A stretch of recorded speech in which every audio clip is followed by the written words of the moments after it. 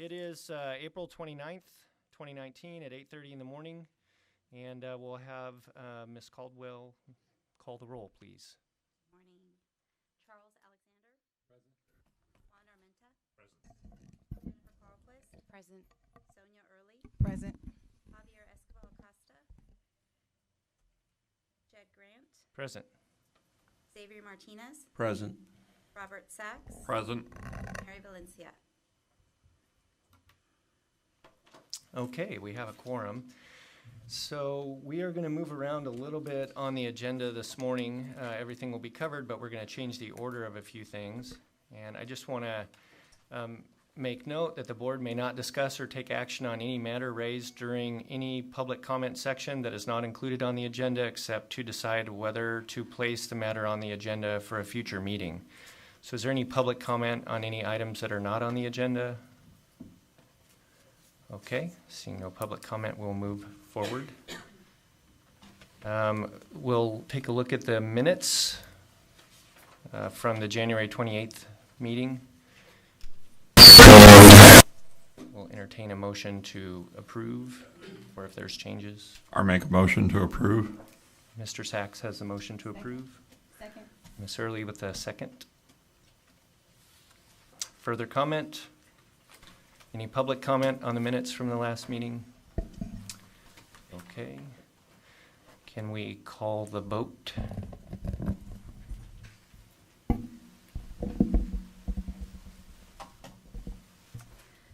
Charles Alexander. Aye. Juan Armenta. Aye. Jennifer Carlquist. Aye. Sonia Early. Aye. Javier Escobar Acosta. Jed Grant. Aye. Xavier Martinez. Aye. Robert Sachs. Aye. Mary Valencia. Okay. Motion carries. Minutes are approved. Next, we'll move around a little bit on the agenda to the Department of Consumer Affairs report for Patrick.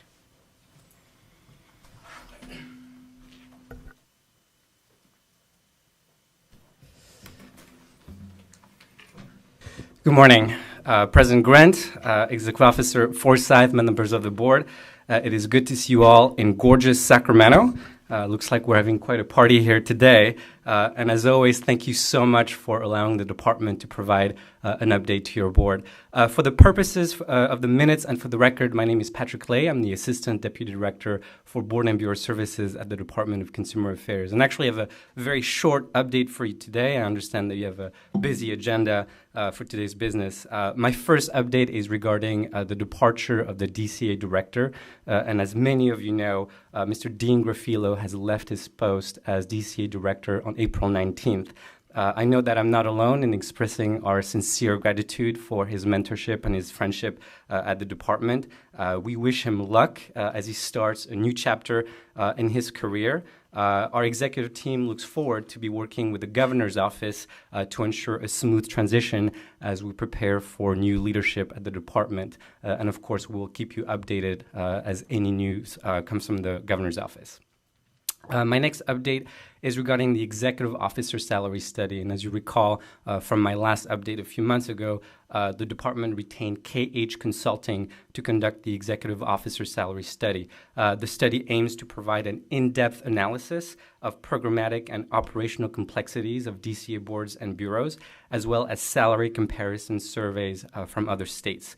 The project was expected to take approximately 6 months to complete, with an initial estimated completion date of March 2019.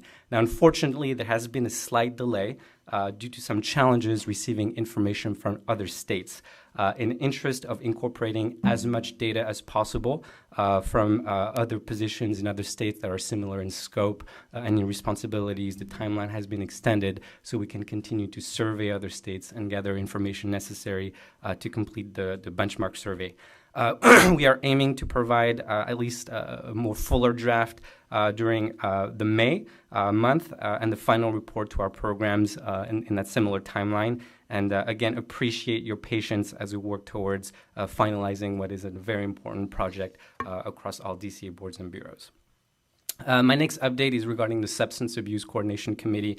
And as you recall from my last update a few months ago, I provided that due to Senate Bill 796, the department reconvened the Substance Abuse Coordination Committee, which examines drug testing standards for substance abusing licensees. And as you recall, the committee voted to make additional examination of other standards that potentially may change. So sometime this week, the department will be releasing a survey to executive officers and stakeholders to determine what other uniform standards may need examination and potential changes. And then it is the plan that the Substance Abuse Coordination Committee will reconvene again throughout 2019 to discuss those potential changes. My next update is regarding the Technology Advisory Council.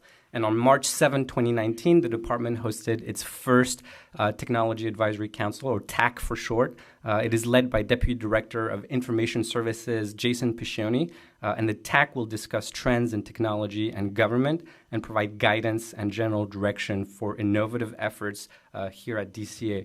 There's some fascinating topics that were discussed, such as the potential utilization of artificial intelligence technology to provide customer service and how these new technologies may be able to provide a more accessible government for members of the public and whoever may interact with the Department of Consumer Affairs. The TAC made some conversation about strategic direction of proposed enterprise computing and information technologies, and it will make recommendations about policies consistent with the goals and objectives of DCA for the proper use of computing resource. And my last update is regarding DCA's Open Data Portal, a project that we've been working for quite a while. So in January, DCA's Office of Information Services announced the launch of the DCA Open Data Portal. It's a publicly accessible one-stop shop for licensing and enforcement statistics, where users can see trends and changes in licensing data going back 3 years. There's multiple filters available on data by individual boards, bureaus, and individual license type. And so that will allow members of the public to see very comprehensive data about licensing across all DCA entities. So very helpful tools to see the actual numbers behind the work that we do. So that concludes my update. And again, we're in a bit of a time of transition, so truly appreciate your patience as we work through them. And as I conclude my update, I'm happy to take any questions that the board may have. Well, the open portal certainly sounds interesting. So that, if I'm understanding correctly, that's across all licensees. That's correct, yeah. And when is the anticipated? It's actually available now. So you can go on www.dca.ca.gov, and then there should be some links about Open Data Portal. And again, you can filter it by type. So you can go on the physician assistant board, for example, and then we'll show you, the active licensees, pending applications, and some enforcement statistics. Other questions? Okay. Thanks, Patrick. Thank you very much for having me.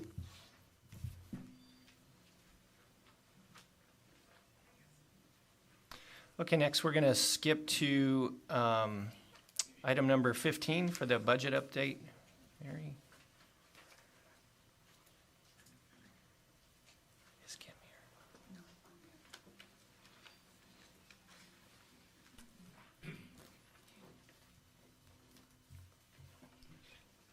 Good morning, President Grant, Executive Officer Lynn Forsyth. My name is Marie Reyes. I'm your assigned budget analyst for this board.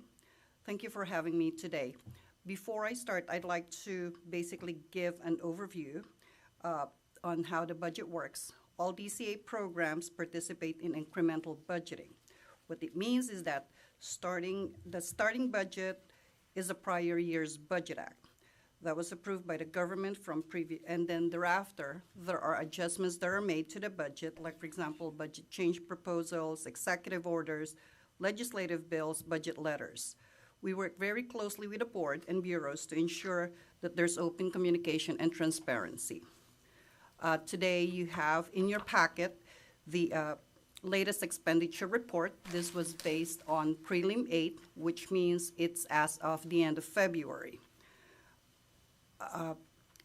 If you would see, we do bottom line budgeting at DCA.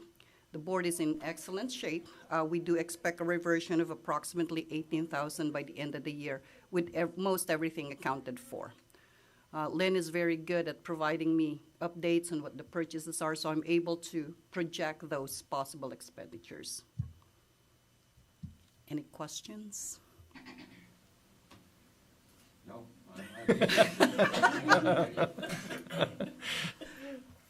Okay, Good. good. Thank you, Marie. Appreciate You're that. welcome. Thank you for having me. Okay. So, some of you may have noticed, I don't know if it's clear on the webcast, but we have a full audience today. We don't usually have this many people in the audience. So we have PA students from the University of the Pacific PA program that are attending this morning. So I thank all of you publicly for being here, attending a board meeting this morning. And next, we'll hear from Kim Kirchmeier from the medical board. Yes, good timing. Timing. Yeah, Doesn't happen often. yeah. Well, thank you for having me here. Again, Kimberly Kirkmeyer. I'm with the Medical Board of California. And I just wanted to give you an update kind of on some things that are going on at the Medical Board. So the first thing is, as most of you know, we've been spending a lot of time on bringing all of our information into ADA compliance. And that's something we've been working on. We've kind of used that as a stepping grounds for us to actually turn a lot of our documents into templates. So we have the document there in ADA compliant, and then we can continue to use that document. So we've been working with our staff. Our IT unit actually went to training at the Department of Rehabilitation and received all of the information as to how to bring our documents into ADA compliance. One of the biggest things, of course, that all of the boards are going to have to deal with are those legal documents. And so that's something, because we actually have a system that you all use as well on our documents that we use. It's called Disk Image. And so that's something that we'll be working on to bring those documents into compliance as well as our prior old documents as well. So that's something that's right now we're kind of in the midst of, and that's what's been taking up a lot of time at the board. And I'm sure you understand all of that, but it's been actually really good that we've been working on it. At the last meeting, we actually had a presentation from the Department of Consumer Affairs on our board's budget. So one thing that's different about the medical board than a lot of other boards is that our law states that we have to remain within 2 to 4 months of reserve. It's very low. I know I see eyes raised, and that's how we feel about it as well, but that was something that had been in effect a long time ago, and so it's kind of continued on. So we have to get below that 4 months before we can actually look to do a fee increase. And so right now, with some increase in salary and wages, with some changes in Attorney General and Office of Administrative Hearings, we're going to be looking in the next year to do a fee audit and then also to be seeking a fee increase. And that's something our members are aware of because it's going to, once you hit below 4 months, and it hits really quickly before you're, going to be unfunded. And so that's where we are right now. And so we're looking at a fee increase for the board. And so that's going to be in the future. At the last meeting, I also stated that we were looking at changes to our application regarding impairment. So just to give you an update, what happened at our last meeting, our members looked at those questions. They weren't sure that, with thinking of consumer protection, if we should change those questions. So they actually tabled that item and told our board to go back and look at what other states do, what other allied health professions do, even here in California. And so we're going to be taking that again to the board again. Again, we're looking at it from being so broad of questions that we have. We just want to make sure that we have it narrowed down to currently impaired for those individuals, and that's what we're looking at. And I know your board already has that, but we will be looking at that. So it's interesting what a lot of the other states, though, have, and everybody, I think, is kind of slow coming to the table on this. So it's something where it definitely needs to be looked at. And then also at our last meeting, we actually had a presentation on outpatient surgery setting program. It was actually a really good presentation that was provided and gave information about those settings that are outside of the law. Basically states that if you have, you're doing services at a facility where the patient will lose their life-preserving reflexes, that they actually have to be either accredited by an accreditation agency approved by the board, CMS certified, or they have to be licensed by CDPH. And back in 2007, it changed a lot because they said that any facility that was even 1% physician-owned actually had to be either accredited or CMS certified. They weren't going to be licensed under CDPH. So for the medical board, it changed from, probably about 50 facilities to about 1,000 facilities that are under those accreditation agencies. So our board kind of wanted to know how that works, how that impacts the board, and what the board's role is. And so we heard a presentation on that. At our upcoming meeting, which is just next week, we're going to actually hear a presentation on the X waiver and that ability to prescribe and dispense buprenorphine. And it's a special training that individuals have. I believe now that PAs can also get that X waiver, which is great because the more facilities we have out there providing that medication-assisted treatment, the more it's going to help in this opioid epidemic. And so we're going to hear from a presentation on how that works, what training is required. But then in addition to that, we're also going to actually be looking at, there's a specific section in SAMHSA that says that if a state medical board actually approves a curriculum at a medical school, that can actually count for the training. And so I don't think our board wants to look at reviewing all of the curriculum and everything, but if maybe SAMHSA looked at the curriculum that's in a facility, then they would be able to approve that. The board could adopt that, and then we would be able to have those medical students as soon as they enter into residency. And now that with the postgraduate training license, they're going to be able to get a DEA license much quicker. For those individuals, they will actually be able to then apply for an X waiver and get an X waiver at an earlier date. And so that's just all to, again, help in the opioid epidemic statewide. We've also been doing a significant amount of presentations. I've been going kind of all over the state still talking about cures and about a lot of the different things related to the board and the board's roles and functions. And so that's going to continue. And I know we've recently received requests also from physician assistant groups for information on those exemptions and cures. What does that mean? How's the law being implemented? And so that's something usually in the groups that I have, I always have physician assistants and nurse practitioners in those groups as well. And so I just make sure that I direct them. If you have specific questions about your specific license, you need to go to the physician assistant board. But overall, the law is pretty black and white as to what those exemptions mean and how they're impacting individuals. So I provide as much information to those individuals as I can. Our webinars regarding our postgraduate training requirements, those have been going really well. We started those in January, and so those will go all the way through July, so we have 3 months left to do that. We've had a lot of postgraduate training programs join on with those, and so they've been really fruitful for those individuals. We also did a podcast for it as well and put it out on our website. And that's one thing we are continuing. We're finding that that's actually really beneficial to be putting podcasts about different subjects on our website. So that's something we're going to be looking more to in the future as well. We have, I think, 3 of them right now on. We have one about our death certificate project that probably a lot of you, I don't call it that, but that's what the public has called that project. And so we have that out there. And then we also have one on our new app that we released, and then one on the postgraduate training requirements. But we're looking to do one on the complaint process and also on the legislative process and where individuals, so the public understands what that legislative cycle looks like and where the board's role is in that and where their public is as well. And then last but not least, just wanted to give you an update that your regulation package on the supervision of physician assistants, it is still pending at the department. And so just wanted to let you know that that's where it's sitting at right now. And we'll let you know as soon as we get that approval on that. So with that, I'd open it up to any questions you have about the board.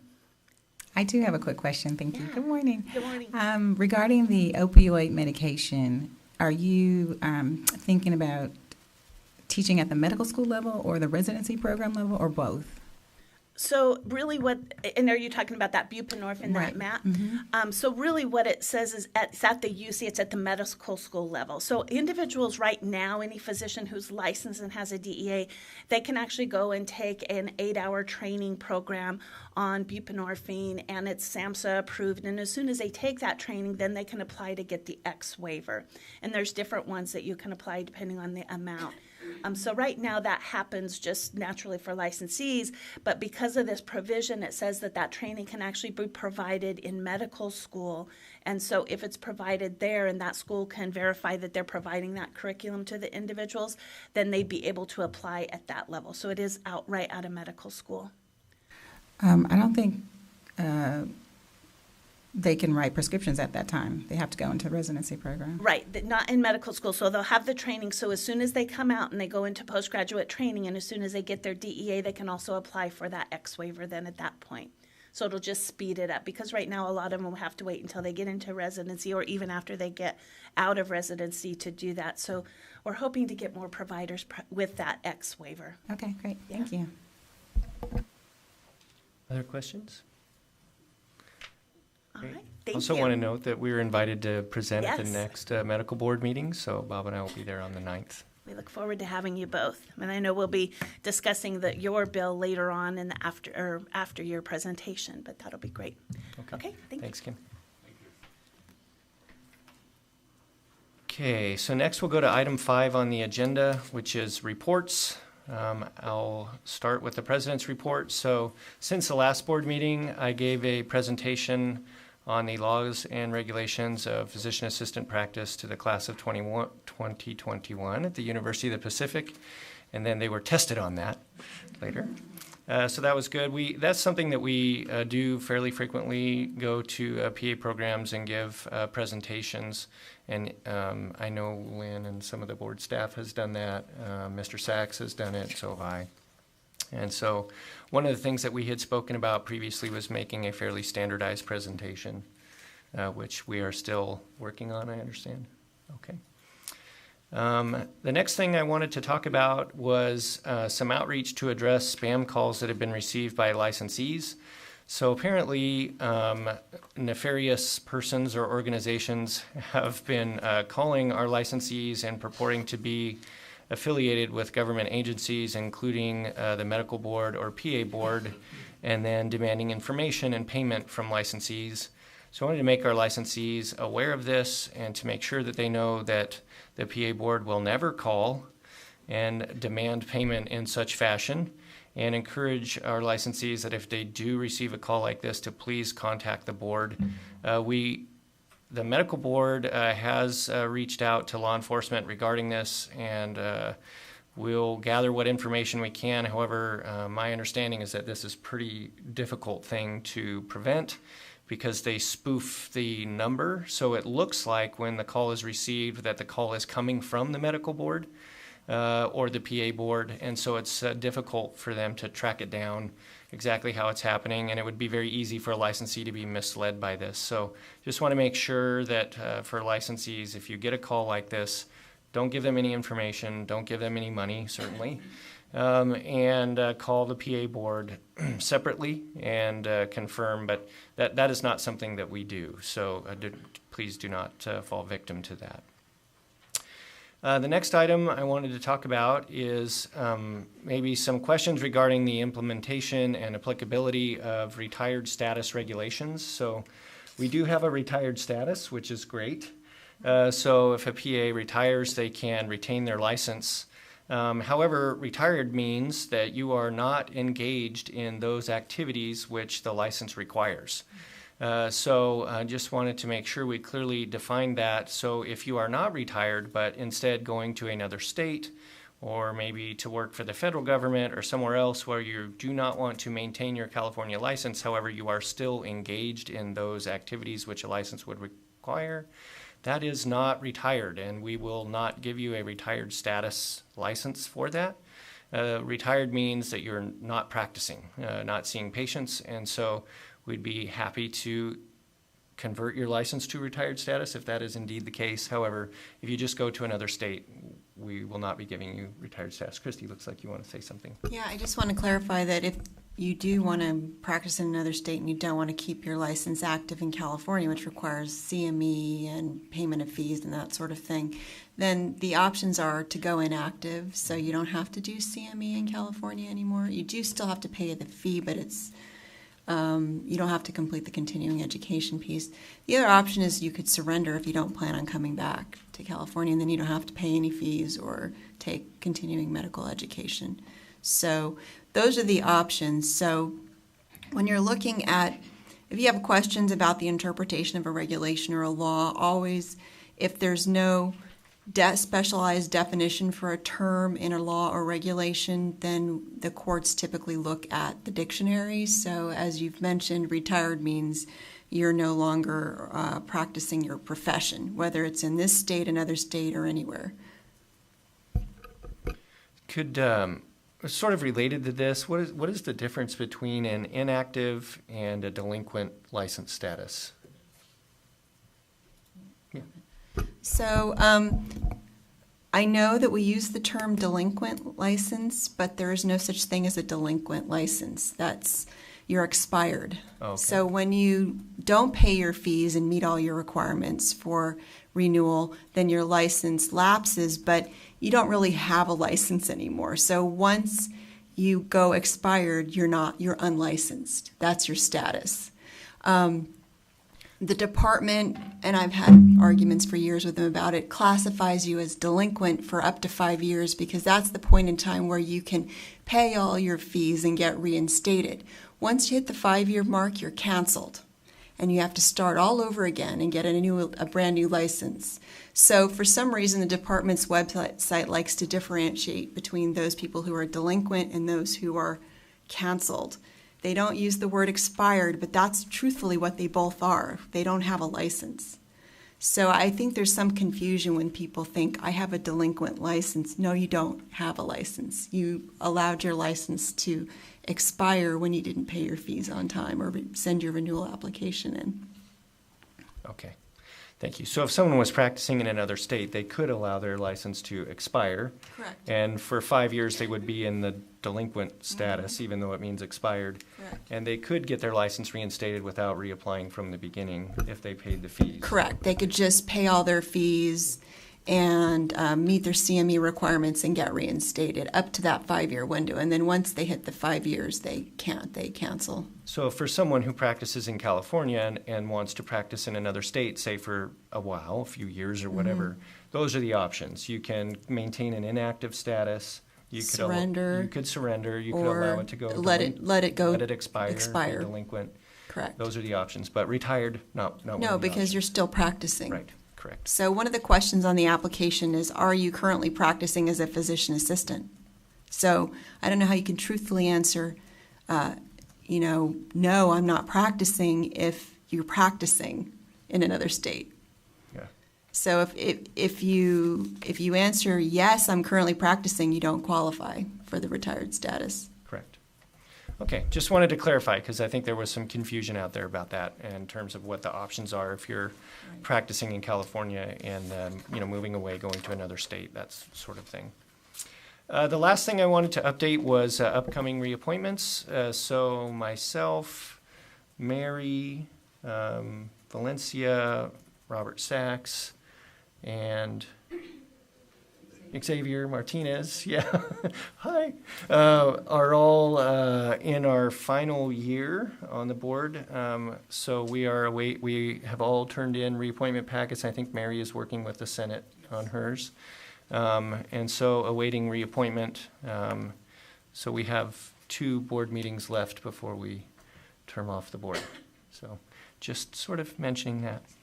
So any comments on that? No? Okay.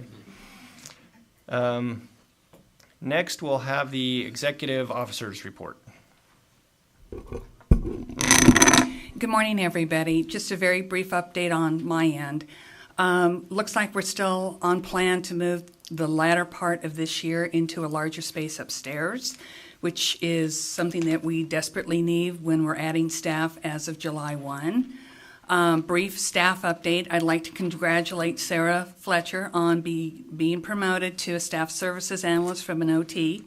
She is currently part-time. She does all of our licensing. So you will be working a lot with Sarah in the coming months. She will be full-time July 1. And we're shuffling around different duties in the office because we'll be hiring 2 additional staff members. And Julie Caldwell, who currently has the front desk, is going to be taking on some different duties. And one of the things that she's going to be doing is a newsletter for us. So this has been in the works for a long time, and we're very excited that she's going to be able to get this project up and running. So if anybody has any kind of ideas or thoughts about what they might like to see in a newsletter, please let either myself or Julie know. So that's my update. Thank you. Thank you. Next, Sarah will hear the licensing and program activity report.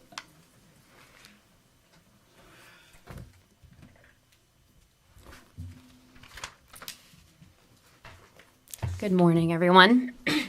Morning. As Lynn said, my name is Sarah Fletcher, and I am the licensing analyst for the Physician Assistant Board. As of April 15th, 2019, we have 12,905 current licensees. Additionally, you'll see that the new retired status is listed on this report, and as of April 15th, we have 4 licensees in retired status.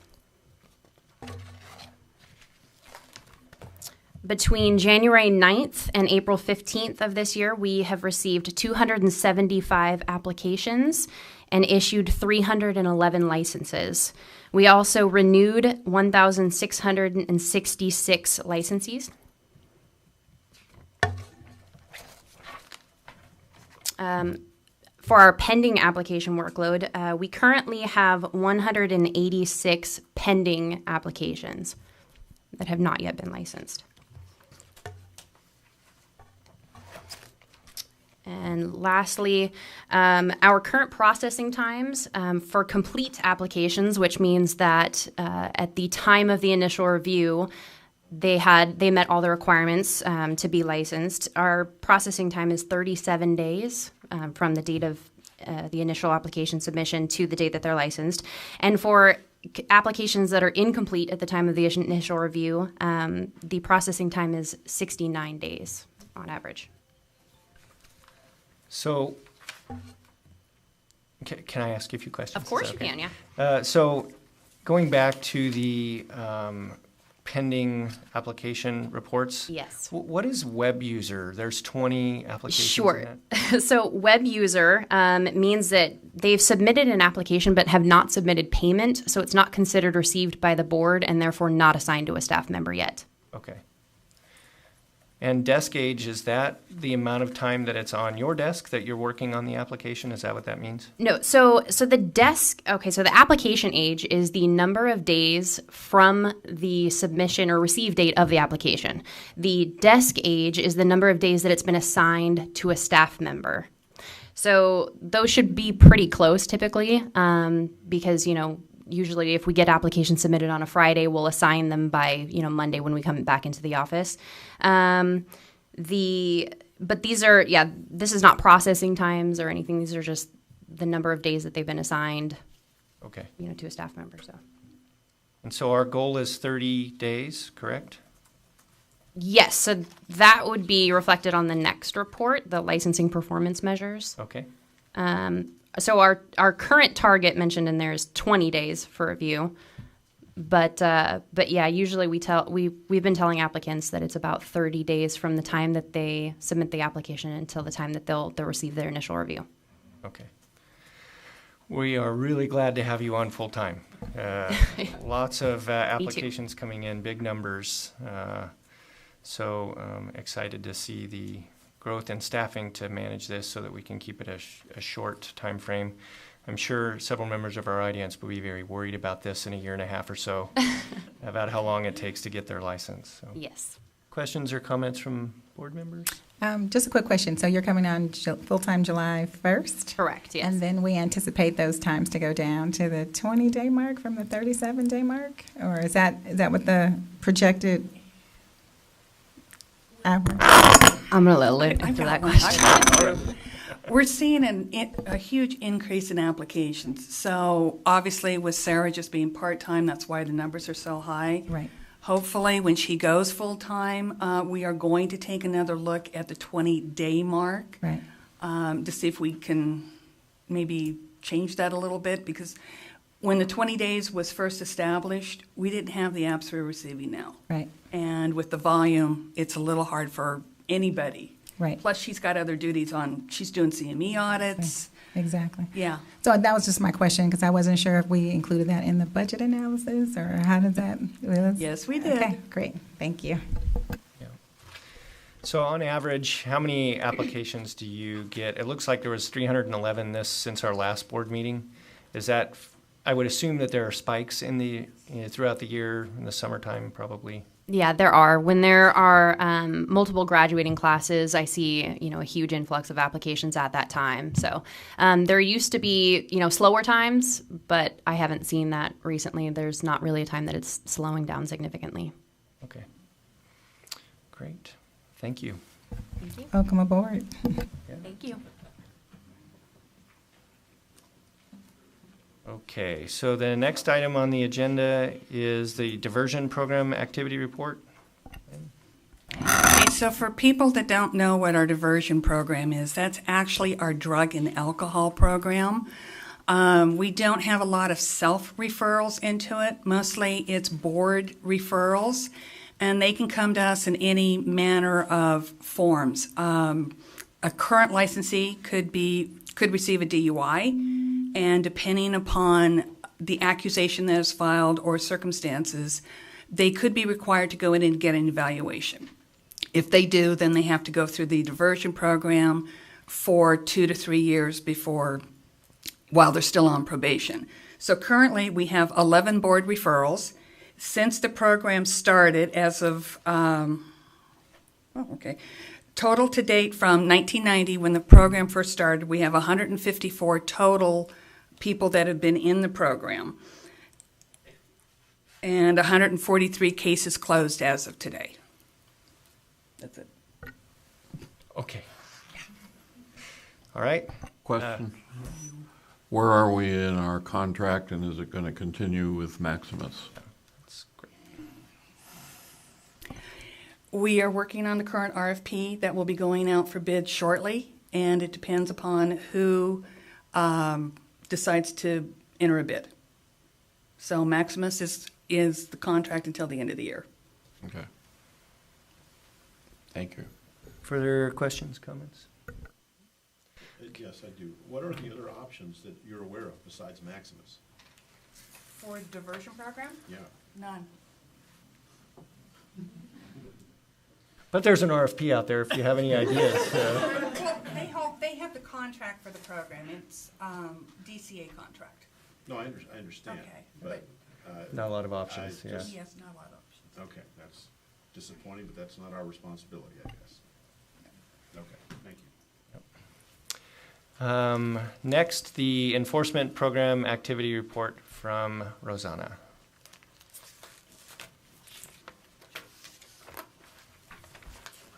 Good morning. Okay. So this report is from January 1st, 2019 to March 31st, 2019, and the numbers may include cases received in previous quarters. We received 121 complaints. 127 were assigned to desk analyst, and they're still pending. 11 are still pending at intake. Complaints and investigations. There were 20 complaints referred for investigation. 98 complaints and investigations were closed. 131 complaints pending at a desk analyst. 90 investigations pending at field. 364. There's an average of 364 days of pending age of pending investigations. There are 47 investigations that are over 8 months old. We issued 3 interim suspension orders. There's 9 cases that are initiated at the Attorney General's office. There's 44 cases pending, and the average age of pending cases at the Attorney General's office is 465 days. We filed 7 accusations, issued 1, we placed 1 licensee on probation. 2 licensees surrendered their license. We issued 2 probationary licenses to applicants. There was 1 petition for reinstatement that was denied. Currently, we have 60 active probationers, and 6 are tolling. Citations and fines, from the previous quarter, which is October 1st, 2018 to December 31st, 2018, there's 0 citations issued and 0 pending. For the current quarter, which is January 1st, 2019 to March 31st, 2019, we issued 1. Fines pending is 1, and fines issued was $500. So fines pending from previous and current is $500. And then the next report is the complaints received by type and source. If you guys have any questions on that. I love this report. Okay. Mostly because of all the colors. Okay. No, I think it's, I like it for other reasons too, but I love the colors. It's great. So I think it's really interesting in looking at trends for the types of complaints. I think, if you wouldn't mind, could you just go through the process since most of the complaints come in from the public, what is the process that the complaint goes through as it works through that process, at the desk, and how it's all of that? So a complaint can be filed 3 different ways. You can file it online. You can submit a paper, 2 different ways, but you can submit a paper complaint. Even if you call the main line, the 800 number at the medical board, they will send you a complaint form. You can file it anonymously, or you can give your information so we can keep you updated at every stage of the complaint process. Once the complaint is received at the medical board level, it goes through the case is initiated by a MST. They generate a case into the BRIES system. They input all the complaint description. They assign it what kind of violation it is. Then it is assigned to desk analyst. Right now, our desk analyst is Julie Brown at the medical board. So all those cases go to her. At that point, what she does is writes a synopsis of the complaint, summarizes it, and then she makes a recommendation. Either she'll say no violation, case closed, or she will, or say send it to the field. Once that recommendation is made, it comes to Ms. Forsythe for her approval. If she looks at it, if, say, Julie makes a recommendation of closure and there's something Ms. Forsythe finds, she may say, no, send it to the field for further investigation. So if, say, it is sent for further investigation, that's when she send it for MC review. So there's different layers. Either it's a direct send to the field for investigation, or if there's medical records involved and all, that we need a SME for, subject matter expert, that's when we send it to a medical expert. They look at all the medical records received and see if there's any departure from standard of care. Yeah. And then at that point, so once it's sent to the field does their investigation, and then they send a what do you call it? Sorry. I'm sorry. Sort of ambushed you with this question. Oh, no. I should know this. So they send it back, basically a case disposition, either saying we're going to send it to the Attorney General's office for an accusation, or they didn't find anything. So it could be closed for no violation, or it could be closed for insufficient evidence at that point. But when it comes, Ms. Forsythe looks at the case again. She looks at the final, final report, and then decides at that point, let's go ahead and send it to the Attorney General's office. And then at that point, once the Attorney General's office receives it, that's when they, generate a accusation. Okay. My point in doing that is that there is a big process when a complaint is received. It doesn't just kind of get round filed or... No. There's a whole process, and every complaint is taken seriously. And then if there's major violations, that's when, you can do interim suspension orders or cease practice orders. There's different, suspensions we can put in place. Okay. And those, where it says on your January 1 to March 31, item 6E, the blue and gray lines there. Yes. The 131 complaints pending at desk analyst. Mm-hmm. Does that include the 127 assigned, or is there actually 250 some odd complaints on Julie's desk? Yeah, it includes that and plus complaints from previous quarter. Okay. Yeah. Okay. So it's 131 is how many she's currently working through at the time? Yes. Okay. Okay, great. Other questions? Yeah, I have a question. The non-judicial, it's jurisdictional, I guess that is. Those reports, it's 48 in this particular quarter, it's 26 all of last year. What is actually the non-jurisdictional?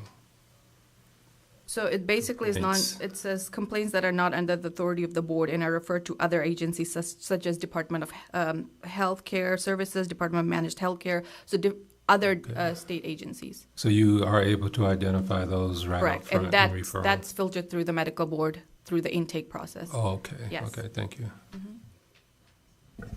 I have a question. So the majority of this process takes place at the medical board, not Correct. at the PA board? Correct, but each and every case stops over at Ms. Forsyth's desk. Okay, so we really don't have a lot of control of this timing. Yes. Okay, thank you. Someday, if we move this in-house, we will. Someday. Okay. Further questions? Thank you. Oh, public comment on the reports, all of them? No? Okay. Thank you. Thanks, Rosanna, that was great. Okay, so let's, we have a time certain for a petition hearing at 10. So we're going to move around on the agenda a little bit more to try and cover some things before we get there. Perhaps we could go to item 7, the legislative proposal for initial application fee increase. Okay, we are currently still conducting a desk audit, and we will be for another couple of months. Once the desk audit has been completed, we will compile all the figures, figure out if we need a fee increase for the initial apps, and then we'll take it to DCA, and we'll see if we can get some legislation created. That's it. Desk audit ongoing. Yes. Okay. Ongoing. Questions, comments, public comment? Okay. Next, the PA Board Budget Subcommittee update. Xavier, do you have an update for us? No? I think that was Previously reported? Previously reported. If you look at the minutes, I reported it at the last meeting. Okay. So, but it basically what it was is we met with them, and it was a clear understanding of how the process works and why some of these numbers don't flow. Also, the problems with fiscal, I guess, is still not ongoing. So, okay, that's it. Thank you. Okay. Next, we'll do item number 8, which is discussion regarding the board's authority to approve controlled substance education courses under Title 16 of the California Code of Regulations, Section 1399.610. This is mine. So my concern with this is currently the regulation reads that the board will make sure that the controlled substances education courses meet certain standards or approve a course. And right now, there is no mechanism for us to do that. We've not audited any courses, and we've not approved any courses. There are 3 that I'm aware of, organizations providing courses. The vast majority, I think, are conducted through the professional organization in California, CAPA, but there are other providers that do these courses as well. And so my concern is that the regulation says we should be approving these. If we are approving them, we should be making sure that they meet the requirements of the Regulation 610, and we are not doing that right now. And so I wanted to put it to the board to discuss how we should remedy the situation so that we can make sure that the controlled substances education courses are meeting the requirements, and then approve courses if they are meeting the requirements. Yes, Christy. So let me just clarify, the way the current regulation reads, it says a controlled substance education course shall be deemed approved by the board if it meets all the following criteria. So you don't really have an application and approval process. What you have are just minimum standards, and they're presumed to meet those standards if they meet the criteria in the regulation. So that's the process that you have set up, and then you have authority in 1399.612 of the board's regulations to request that the providers provide the copies of their records so you can review to see if they are meeting the standards. So the The option under the current regulatory structure is if you have a complaint about a provider, I would assume, or you have knowledge of a provider becoming a problem, you can request the records be made available for the board to review to determine whether they're meeting the criteria in the regulation. If they refuse to provide them, you can subpoena the records. You have authority to do depositions, to determine, have them come and answer questions about their courses. But you don't actually have a process where people are submitting an application to be a course provider. You're reviewing their curriculum and then saying you're approved. That's not the current model that you have. So just to clarify how your current structure is, some of the boards in the department have that structure. I will say most of my clients either don't approve the providers, they approve the accrediting bodies that approve the providers, or they don't approve education courses because it's a resource issue for them. They want to stay focused on their primary mission, which is licensure and making sure that the licensees are meeting minimum standards. So it looks like you've kind of taken a middle of the road approach here, and of course you could always change it, but I would definitely look at, how expensive it would be to do that kind of a, like what we were talking about, which would be you have to submit an application, it's reviewed, it's approved or denied, that they would have a right to appeal at a hearing, you'd have administrative hearings, that sort of thing. Yeah, I wasn't, Not that. not what I'm Not trying that. to suggest, no. Okay. But thank you for clarifying. I'm just trying to explain the different options. Right. So my concern is that it's deemed approved if it meets all of these requirements, and there are several. Right.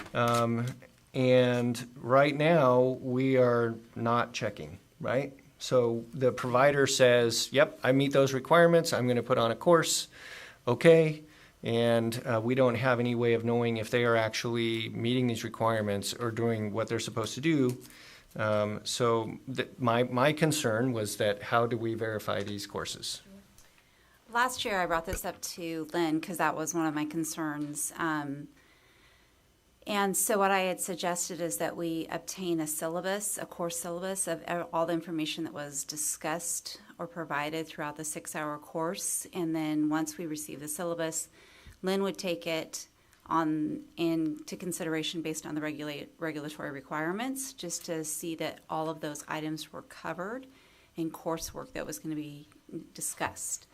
So like you have a minimum amount of hours for controlled substance. Schedule 2. Yeah, it has to be a proctored exam. The length of course has to be there. 6 so hours. there's definite requirements, and then she would review them, and we would go ahead and say we'll continue. Right now, we currently provide the contact information for those 3 entities, and in doing that, I thought there should be some check and balance in place for knowing that we're okay with this course. It's sort of, if the board is listing the 3 people that offer the course, it's sort of a de facto approval, right? Because, oh, well, these are on the board website, they must be approved by the board, when in reality, that's not happening. So I just wanted the board to talk about this and be aware of it, and see if there's something we can do, like Julie's recommendation to at least review the syllabus.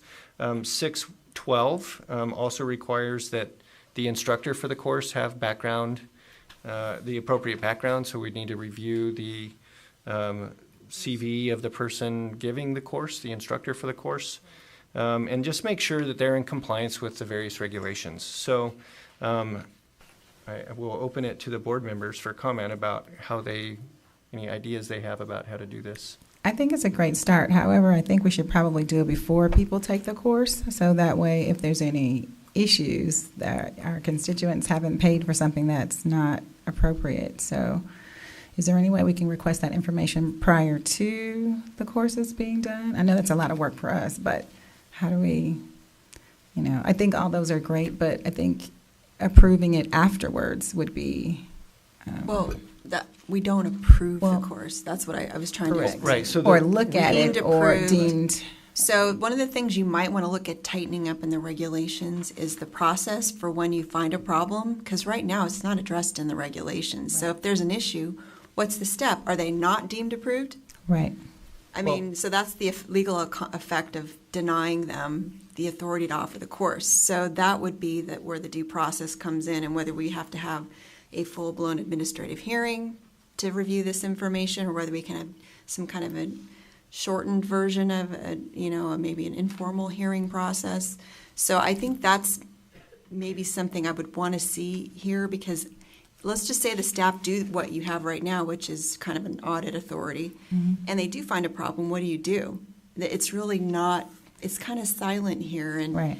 with state agencies work with rules, and they're kind of bound by them. And so if we don't have a rule that explains how we're proceeding, there's going to be a legal issue Well, with doing something. I want to ask your opinion on this. So if it's approved by the board, if they meet those requirements, and they don't meet the requirements, then de facto it's not approved, right? And then Right, but once they meet the requirements, it is approved. So if we were to list on the website, these are approved controlled substances courses, we're saying that we have checked, and we check on a regular basis that they meet these requirements. If they don't meet these requirements, they're not on the approved list. And I mean, that I think is an easy way to not that I want to avoid this, any process that we should be using, but I also don't want to unnecessarily complicate the process. So if it's de facto approved if they meet the requirements, and we're checking for the requirements, also de facto not approved if you don't meet the requirements, and therefore not listed on the website as an approved course provider. I guess what Does I'm that saying, work or no? well, I guess what I'm saying is if you're going to take the role of being proactive to review and approve the courses, then you're kind of triggering that whole due process question. And that's why I think right now it's just they're deemed approved. You don't actually approve them. So if you're going to take on the responsibility of going out and actively approving by way of reviewing and saying these are good. But it has to meet the And- criteria, right? So we can't deem it approved if we don't know if they're meeting the criteria. I mean, to me, deemed approved if they meet these, it's just a checklist. You have all these things, you're approved. If you don't have all these things, you're not approved. It's not that simple. So it's a denial. That's my point. So that's where the legal issue might come in. So I think what I would like is if you would allow us to go back and think about how we would implement if there's a problem. And then if there is, then I can come back with some text to kind of fill in the gaps in the regulation for you. Okay. I mean, that's my idea. I mean, you can, of course, just do as you've suggested. Well, I do think we should fix the regulation. I mean, if there's a hole there, we should fix it. But in the meantime, we have people that are providing these courses that are essentially no one's checking, right? So in the meantime, would it be reasonable to say, hey, these listed courses are in compliance with 1399-610, right? We've checked. These people are in compliance. They're deemed approved. If they're not listed, then they're not, right? Because it doesn't say it's automatically approved. It says if they meet the criteria. So- Right, but I guess, I don't see a process in there for posting a list of approved providers, but, I mean. Well, how do we know who's approved and who That's isn't? my point. We Yeah. don't know what's out there. Right. Because we don't have a process where people submit an application. So we can say that only the people that have submitted an application and had been formally reviewed can be deemed approved. So should we remove this? So- If we're not doing it, should we have it on listed that we are? We need to take it out. That's, No, well, I don't know. This is what we need to talk about. That's what I'm Yeah. talking about, yeah.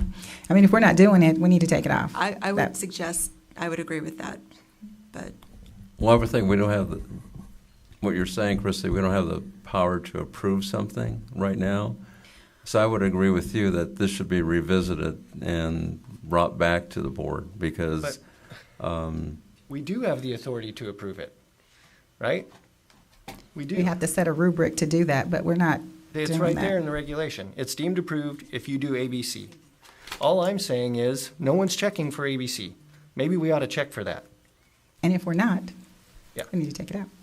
so Well, would the that's- yeah, executive It's board, I two mean, separate would- things, right? One is listing on the website and announcing to the public what's approved and what isn't. That's a separate issue because that's approval versus denial. Right. But at So- the very least, I guess I still have a question. If you list it on the website as an approved course that you can take, the board's taking a position that this is an approved course And if down the road something happens, then it's the board's responsibility. So I would suggest that it be revisited. I mean, you're putting yourself out there that these are approved. When we haven't checked to see if they're meeting the minimum standards. Maybe I'm confused, but I feel like we're talking about two different things here. Yes, we are. One, we should be checking for the current courses that are there, Yes, right? yes. Making sure that they are in compliance with this regulation. Correct. Sure, you So can we do that. should make some mechanism for doing that. Yes. That's one. Two is looking at this regulation and saying, do we want an approval, denial, whole process? And I think the answer to that is yes, for sure. We need to have a stronger regulation. If we're going to have these courses, we have to be able to say approved or not approved. But in the meantime, we should at least look at the curriculum and verify that they are in compliance and give the course provider some feedback and say, well, you're not meeting these requirements, so you are therefore not in compliance with this regulation, right? I mean, that seems like a public protection thing that we should be doing. Yes. So you want a two-step process. It's more an One is- advisory notice is what you're Yes. saying, not as opposed to you're not approved to offer this course. Correct. Okay. Although de facto they are not, I know. Okay. Yeah. but the regulation is not written strong It's enough to not, say that, yeah. which is fine. We can fix that. That's part two. But in the meantime, perhaps we ought to at least check them. Yes. So we have obtained syllabuses for all three entities that are posted on our website, and they have been reviewed for what the course subject matter is offered based on what is required in the regulation. Okay. So that's what we had determined in-house on how to address this issue. Okay. I wanted to know if there was a way we could take it a step further and actually visit one of the courses as they're being conducted, because on paper may differ from what's actually being presented. And so that was my thought process is, can we, I don't know if it needs to be a regulatory change or just a process in office on how we Verify compliance. verify compliance. Well, I mean, your options are to, inspect. So it says here you can inspect, and we have general authority in all our boards and bureaus do to issue subpoenas, and one of the subpoenas could be to inspect the records at the location. Okay.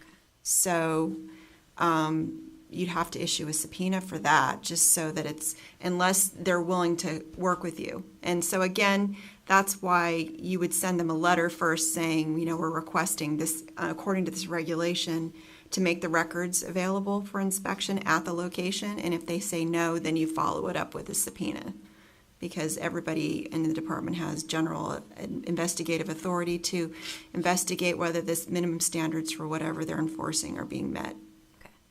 And because we're not doing that currently, I just wanted to know what the process involved would be, and, bring it.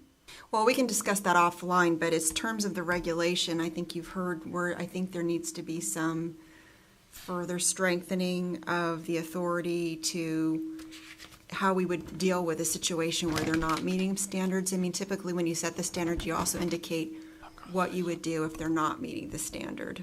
Christy, So- we recently had one listed on our website that we were made aware that they were doing an online test. And when we spoke to the company about it, they very quickly changed things around so that it was, the test was given Oh, that's good. immediately following the class session. So, Okay. yeah. But if we're not checking, we may not be aware of those things. Exactly. Right? Yes, And exactly. want to avoid, any Joe saying, hey, I can offer you this course and print you a certificate, and I'll do it in 2 hours instead of 6. Yeah, so I think perhaps, let's see. What do you think? Yeah. So, further with what Lynn said, that came about last year, and they were advertising that you could take the exam after you left online. Clearly, it says has to be a proctored exam. Lynn talked to me, and I said, take them off the website. Because on the website, it gives the notion that they are approved, and clearly they weren't. Fortunately, she had conversations with them, and they quickly changed that. But we don't know what other programs are doing. Yeah, or what's being taught. I mean, we have a syllabus, but, so there's two things. The first thing would be,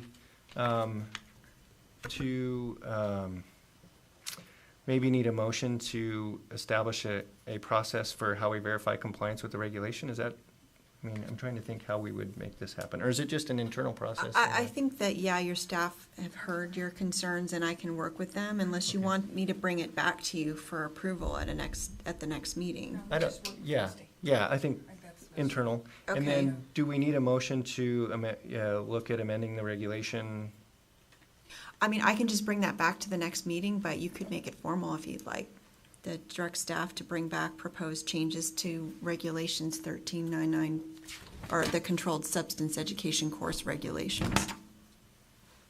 So, moving ahead, if we did that, are we looking at a 2-year process to change the regulation? Probably, yeah. But I mean, I think it's advisable to, whenever you see a problem, to get right at it and start working on the solution, because what happens is over time, in my experience, the issues are forgotten by later boards and they're not fixed, and then they come up later. So it's better just at least get it on your list of things to fix and keep moving it along. That would be my recommendation. Okay, so the motion would be, oh, I'm sorry, go ahead. If you went down the checklist and this agency meets the checklist, then how often do you go back and review it to ensure that they're meeting it? Is it 6 months, a year, 2 years? That's in, I would think yearly. I'm just asking. I'd like to know. That's a good question. Yeah.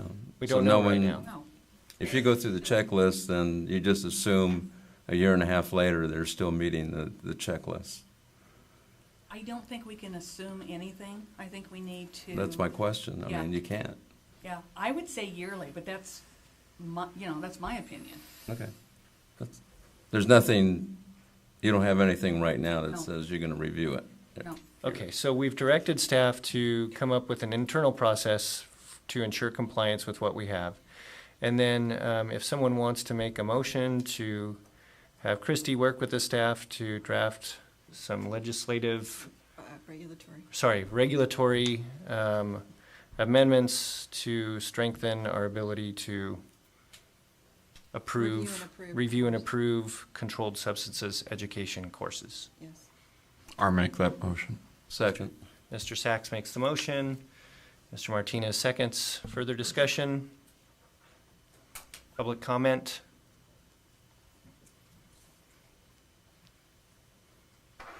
Gabe Raymond with the California Academy of PAs. We've done over 50 of these courses, and we're very proud of that.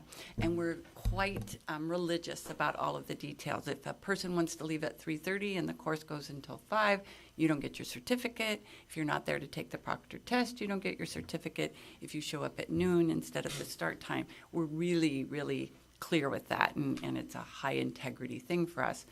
That doesn't mean that all other people do that. Sometimes they could let them leave at 3, sometimes they don't have a proctored test. I had suggested you guys just send a PA, there's only 3, incognito, just register them, let them set through the course and see how in reality that day is going.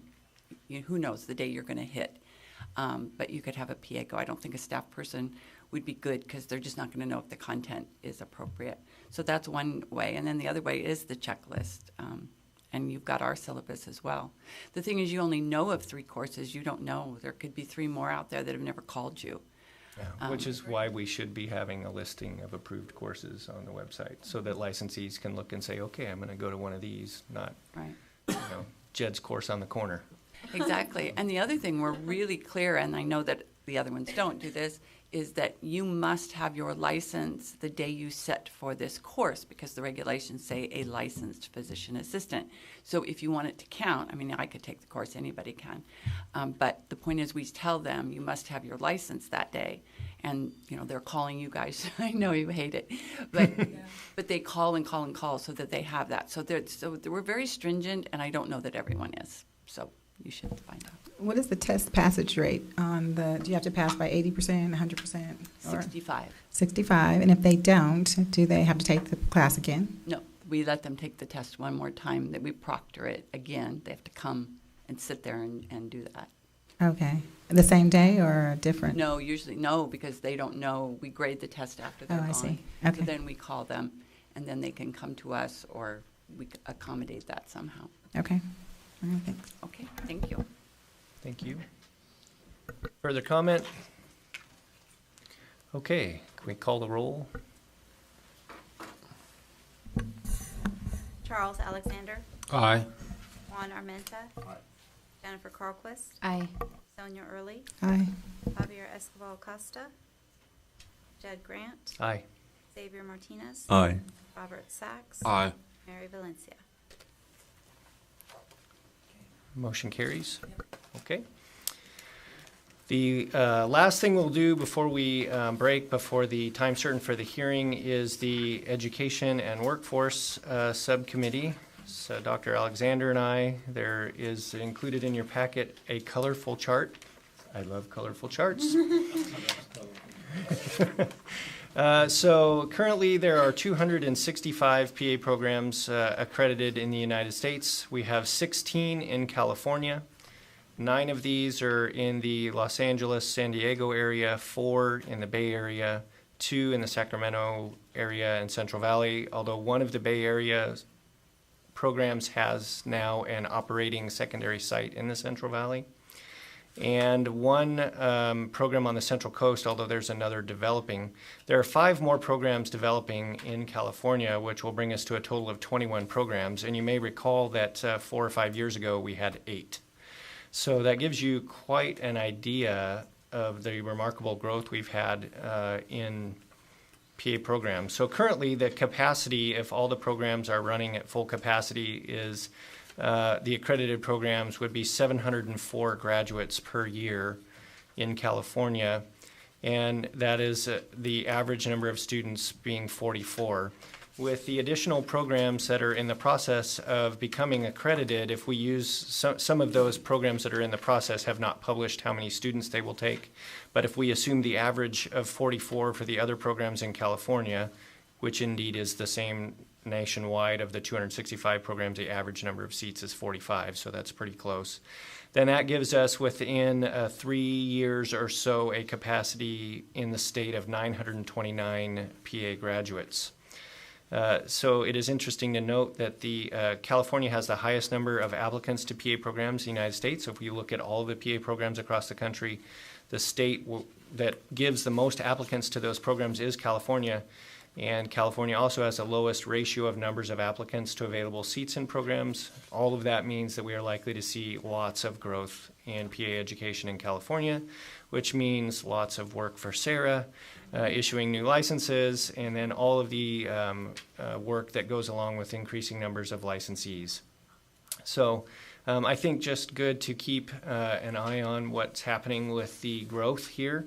Another part of this is the number of clinical sites that are needed to train these students. So PA education is on average 27 months or 3 academic years, with 1 a year, 13, 14 months, depending on the program, of didactic education, and then 15 or so months of clinical education, where the students are rotating with various preceptors. So lots of students out moving around and doing things that I think we should be aware of the growth that's coming here. I think you've taken some good measures anticipatory for this in terms of growing. So, any questions, sir? You have one that's on probation, Loma Linda, and your footnote, you said it'd be up to 2 years. Where are they? So they're right up against their 2-year, they've been on probation a little over 18 months from what I can tell. I don't have any information about why they're on probation. I do note that they are continuing to accept new classes every year, which is generally a good sign. When a program is really in trouble, the accrediting body won't let them take more classes. So I would suspect that they have another site visit coming from the accrediting body where the probation would likely be lifted. I'm sure they're addressing it. Okay. But I don't have any further detail on it. I do know that they're still running classes and taking students. Then the second question I have is this one on the Worldwide University. Mm-hmm. How would that relate to our discussion later on AB 476 on foreign trade professionals? I'm just wondering if we could talk about that when we get to that Assembly bill. Yeah, I looked at this with some interest. Touro University Worldwide is the program that you're referencing, which is their name for their online course. So it's developing, it's not yet accredited. I'm not sure how that would work. That's how they name their online programs, but there has to be an in-person preceptor that trains the student with live patients.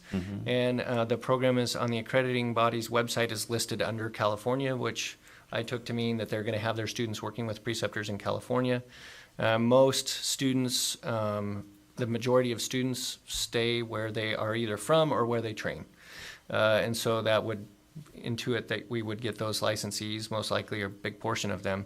But that's a great question. I don't know exactly what their process is. I couldn't really find any information on it on the website. That's a great question. Other questions? Public comment? Okay. So it is 9:45. We will adjourn for 50. So yes, no, we're not adjourning. Thank you. You try to mess me up, Lynn. Yes, we're going to recess for 15 minutes, and we'll be back for a hearing at 10 o'clock.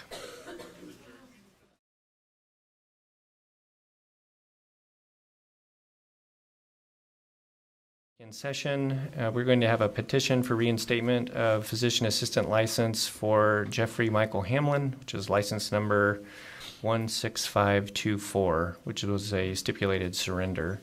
And we'll turn the time over to our judge. All right, good morning. So just briefly before we go on the record here, what we're going to do, counsel, is I will tell the court reporter we're on the record. I will announce the case. I will have you both announce yourselves for the record, and then I'm going to briefly explain how the hearing is going to proceed this morning. And then if you have any questions, you can ask me at that time. All right. Just waiting for our court reporter. He's going to let me know when he's ready.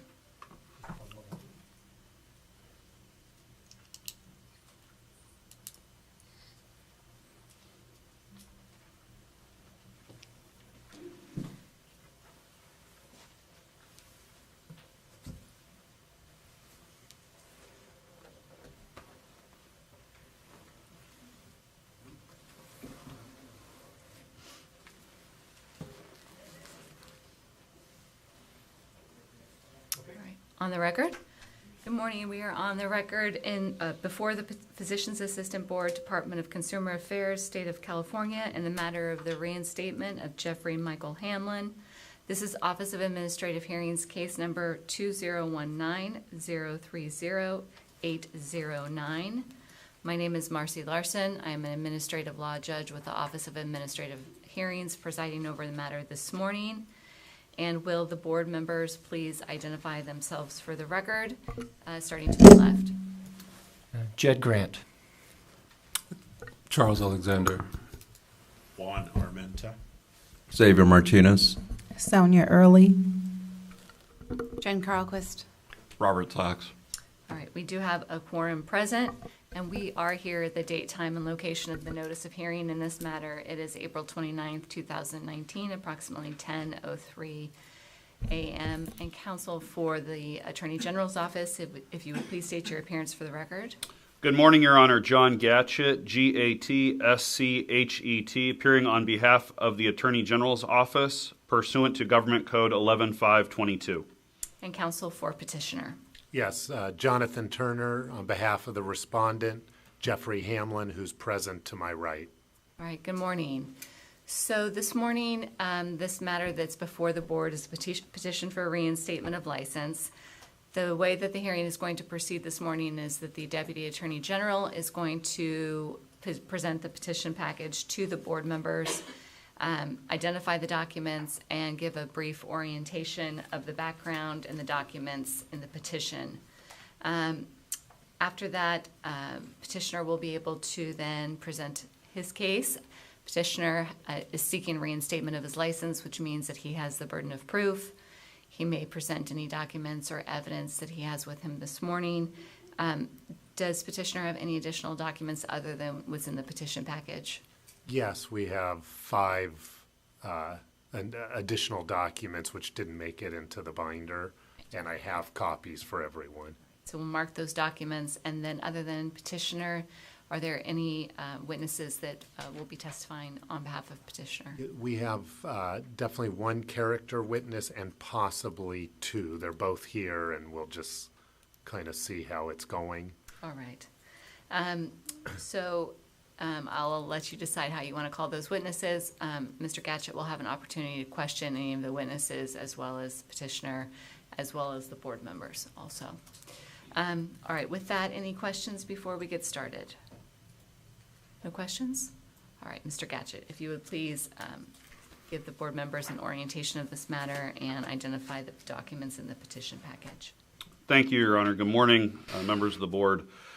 This case comes to you as a second petition for reinstatement. Initially, the licensee, or the former licensee in 2006, had treated a patient while on a number of controlled substances, benzos, amphetamines, opiates, and barbiturates. The patient had noticed that the former licensee was having difficulties, and then that became a disciplinary case that he was placed on 5 years probation with substance abuse terms. Part of that was to complete diversion. He lost his ability to have DEA privileges. That didn't last very long. By 2009, he had already gotten another petition for revocation of that probation, as well as new causes for discipline, and that led to an 11/16/2009 decision and surrender of his license, so approximately 10 years ago, just under that.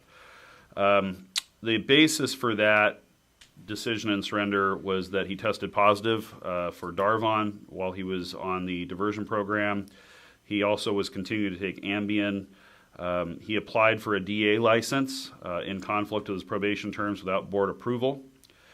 He also had 2 convictions for reckless driving in 2009 and 2010, and then he failed diversion. There was also allegations involved that he had been writing prescriptions for individuals that either were not patients or that he was not authorized to write under the DEA licenses of medical doctors. And at that time, he wasn't supposed to have DEA privileges, so he was outside of scope of practice. All right, Mr. Gatchett, I'm going to have you slow down just to Sure. just a bit. Remember, we have a court reporter here, and so he needs to be able to keep up with you. And slowing down, he admitted that conduct fully and freely, and so his license was surrendered and taken.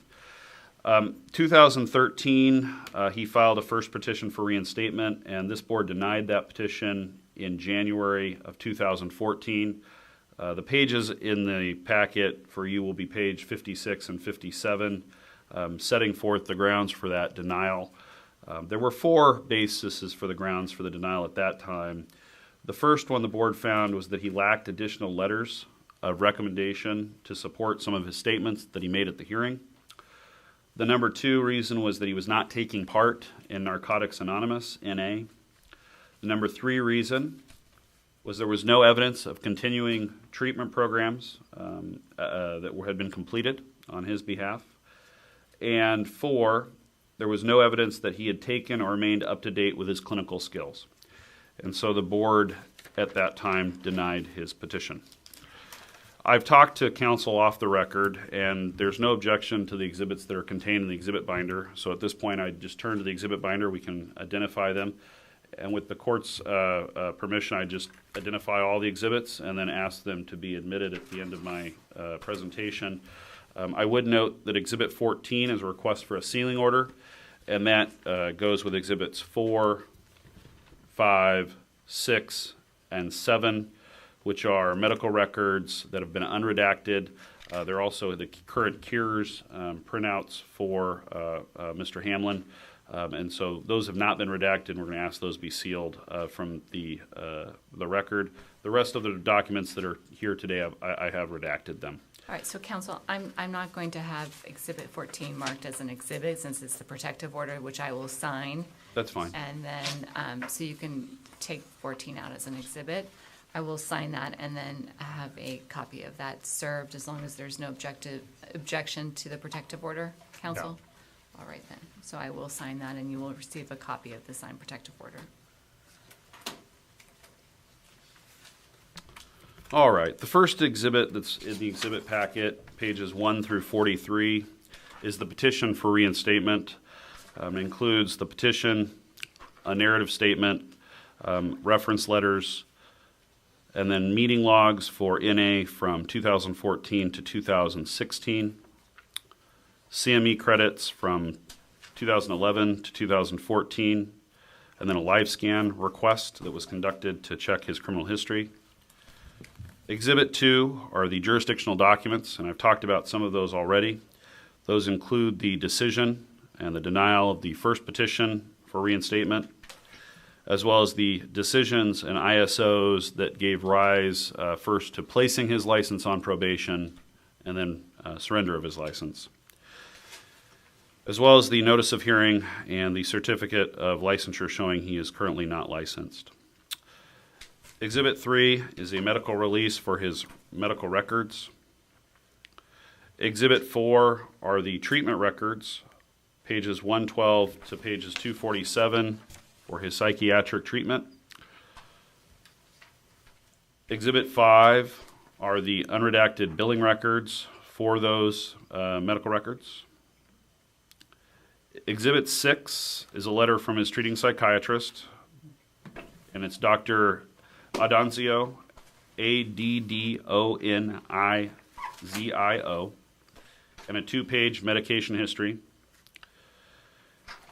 Exhibit 7 is the current cures, the Controlled Substance Utilization Review and Evaluation System database printout for Mr. Hamlin, and that runs from February 2012 to February of 2019.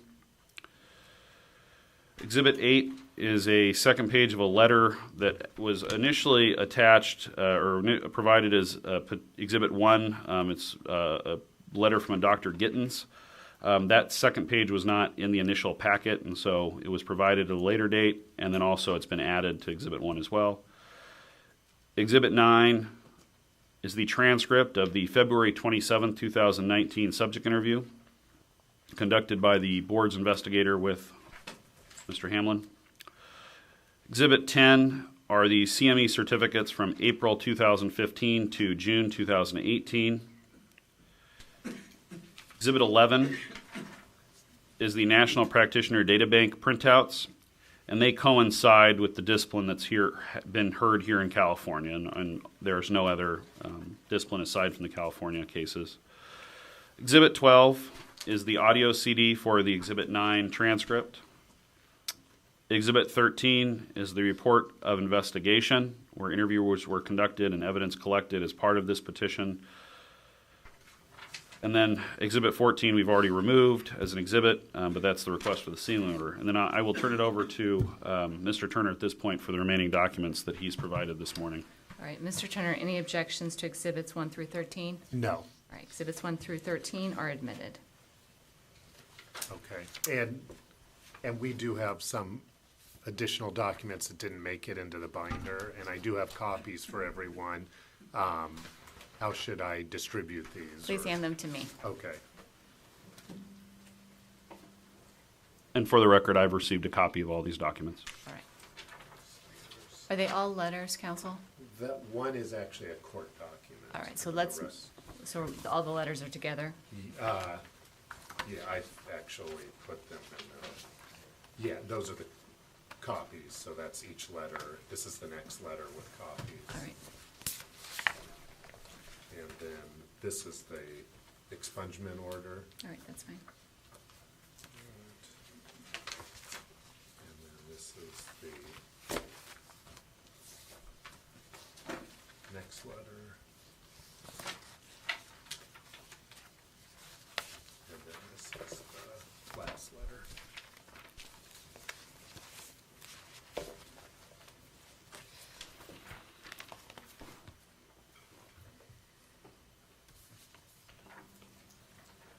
The first document I'm marking as Petitioner's Exhibit A starts with the April 24th, 2019 date.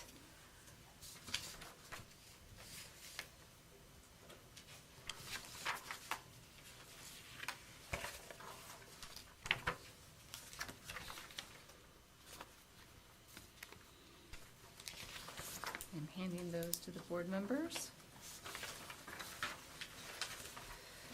The next document starts with the April 12, 2019 date.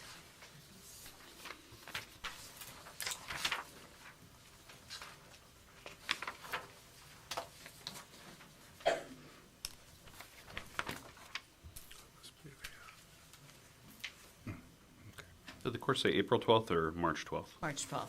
Thank you. I may have said April 12th. And it appears to be, is it just one page, Council? It is.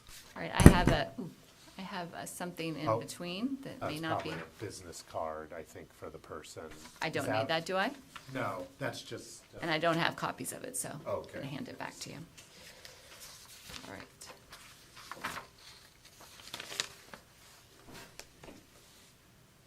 My mistake. That's good. Exhibit B has also been handed to our board members. Exhibit C is the petition for dismissal.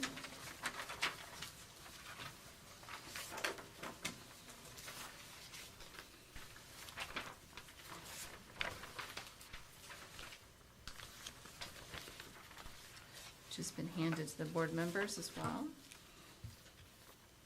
And there's just one petition, correct, Counselor, or is there two? There's just one, and there should be an order also at the, Right, on the attached last to it. page.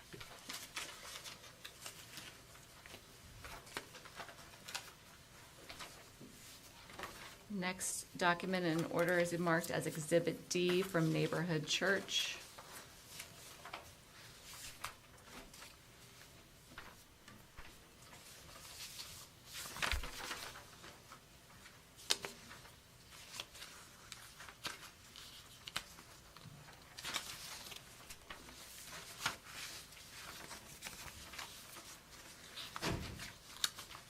That's also been handed to our board members. And then the final document is from Sean Huff, is that correct, Council? Yes. And that's marked for identification as Exhibit E.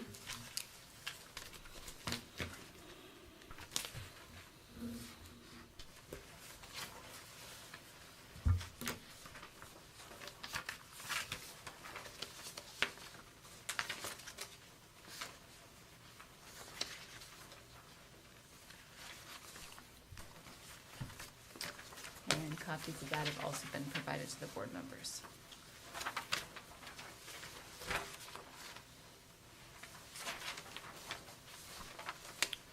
All right, Mr. Gatchett, have you reviewed Exhibits A through E? I have. Do you have any objection to any of those documents? No. Exhibits A through E are admitted. All right, Mr. Turner. Okay, and we'd like to call our first witness, which is Casey Angelo. All right, Ms. Angelo? All right, we're going to need to find a chair for Ms. Angelo, so if we could move that over. Where would you like her, Your Honor? Wherever Mr. Turner can see her, probably at the end or at the table maybe would be the best. And then, Ms. Angela, before you sit, I need to swear you in. So if you please raise your right hand. Do you solemnly swear or affirm under penalty of perjury that the testimony you give in this matter will be the truth, the whole truth, and nothing but the truth? Please have a seat. And please state and spell your name. My name is Casey Angulo, and Casey is C-A-S-E-Y. Angulo is A-N-G-U-L-O. All right, Ms. Angulo, just a couple ground rules to make things go smooth this morning. Mr. Turner has called you as a witness, so that means he will question you first. It's very important that you wait till he finishes his question before you answer it, and the reason for that is we have a court reporter here. Okay. He can't take down two people talking at the same time. Mr. Gatchett may also want to object to a question, and if you hear him say the word objection, do not answer the question. I have to listen to why he's objecting, and then I make a decision on whether or not you can answer the question. After Mr. Turner is done asking you questions, then Mr. Gatchett will have an opportunity to question you. The same rules apply. Once he's done questioning you, then the board members may have questions for you as well. I allow all the board members to question you until they're done asking questions. And then if Mr. Gatchett or Mr. Turner have any additional questions for you, we go through that same process, all right? Okay. All right, Mr. Turner. Okay, Ms. Angulo, Can you tell us what Riverside Life Services is? Sure. We provide counseling and medical care to families in need. And so most of the time it is regarding teen pregnancy is usually what we see the most, but we do treat children as well, mostly their children. But when we see them for pregnancy, we're usually only doing prenatal care for the first trimester and before we refer them to another doctor. And where is Riverside Life Services located? It's in Riverside, California. And what is your connection to Riverside Life Services? I was the executive director for about 8 years, and I just kind of retired, and now I'm on the board of directors. And how many people approximately work at Riverside Life Services? We have 6 employees, but since we are a nonprofit, we have probably about 20 or so volunteers at any given time. And do you know Jeff Hamlin? I do. And how do you know him? He was a volunteer at Riverside Life Services. And do you recall when he started volunteering? It was, I believe it was June of 2013. And what did he, what were his duties as a volunteer? He volunteered as a handyman. So we, he would do projects such as we had a new monument sign installed that was lit, and since we have mostly women working at the clinic, so it's very helpful to have a man around to like install things into the walls or in the clinic, or we get clothing donations we need sorted and different things like that too. And when he started volunteering there, were you aware of any prior problems he had had with narcotics? I was. So when he submitted his volunteer application, I got a call from a friend of mine who's also a friend of his, and he asked if I would consider Jeff as a volunteer because he did have these past problems. And so I just wanted to make sure they weren't anything regarding, like putting our girls at risk, like a sexual problem or anything. So, but it turned out to be drug related. We do not have drugs in our clinic. So I felt that that was a safe place for him to volunteer. And also he was not going to be seeing the patients. And when I did a background check, it also came up that he was not allowed to accept Medi-Cal. So I did have a conversation with him, making sure that indeed he was not going to be doing anything in the clinic, but just helping with the maintenance issues. And can you share your observations of his job performance there? He did great. He committed to work with us 1 day a week, so every Wednesday he would come for the full time that we were open. And he's a very great self-starter. He would look for projects that needed to be worked on, and he would take initiative to do those. Like, for instance, I had some signs,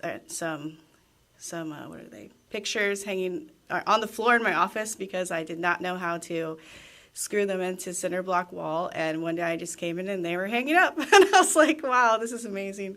But yeah, there's lots of. He's a very kind and caring person with everyone that he comes into contact with. So, I was surprised that he had a darker past because he is so kind and loving. And how long did he work at or volunteer at Riverside Life Services? He volunteered for about 3.5 years. And how often would he work, say, per week? So he worked 1 day a week, so probably about 6 hours a week. So. And did you personally get to observe him that 1 day a week? Yes. And did you have interactions with him as well? Yes. And during those interactions, ultimately, did you form an opinion of his moral character? Yes, I think that is a great person. I think I did know that he went to church, and I saw that reflected in his life. I did see him at also community events, such as like the Good Friday Prayer Breakfast and different events that we have in Riverside. And he was very active in the community as well. And during this time, did you ever observe anything in him that led you to believe he might be under the influence? No, never. And would you have, I know he was volunteering at Riverside Life Services, would you have hired him if you had the opportunity? Yeah.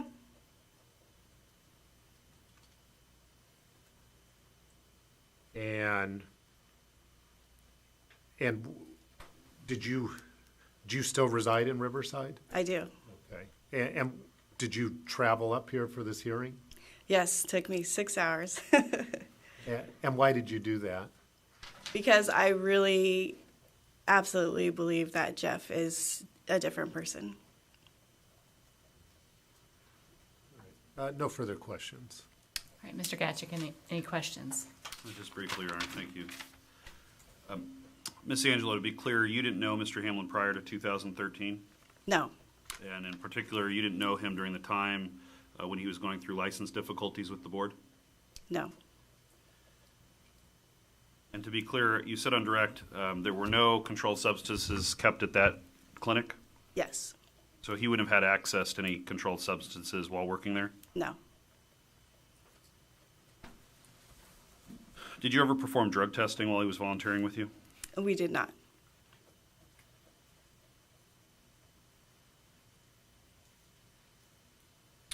No further questions. Thank you, ma'am.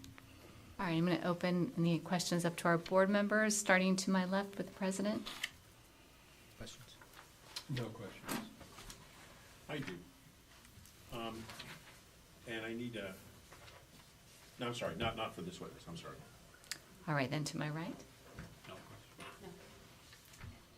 Right. Anything further, Mr. Turner? No, other than I should have pointed out, but maybe the board members have figured this out. She did provide a letter under Exhibit 1, and it's between Bate stamp pages 22 and 24, although my copy doesn't have a Bate stamp on it, but just for the assistance to the board. All right, thank you. Oh, I'm sorry. All right, anything further? No. Is this witness excused? She is. All right, thank you. All right, Mr. Turner, your next witness. Yeah.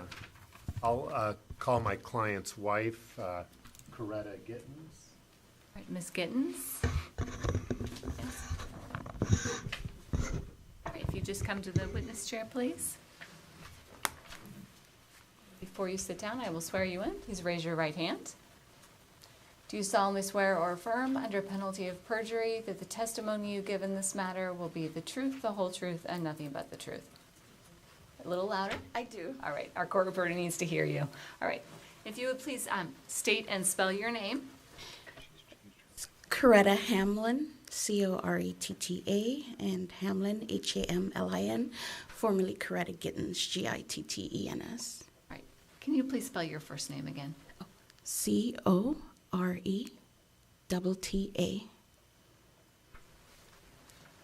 All right, Ms. Hamlin, you were sitting in the audience during our last witness, so you heard the instructions, but I just want to remind you, if you could just speak a little slower than you're probably normally used to, so we can make sure that we make things easy for our court reporter, and just make sure you wait until Mr. Turner is done asking his question before you answer it.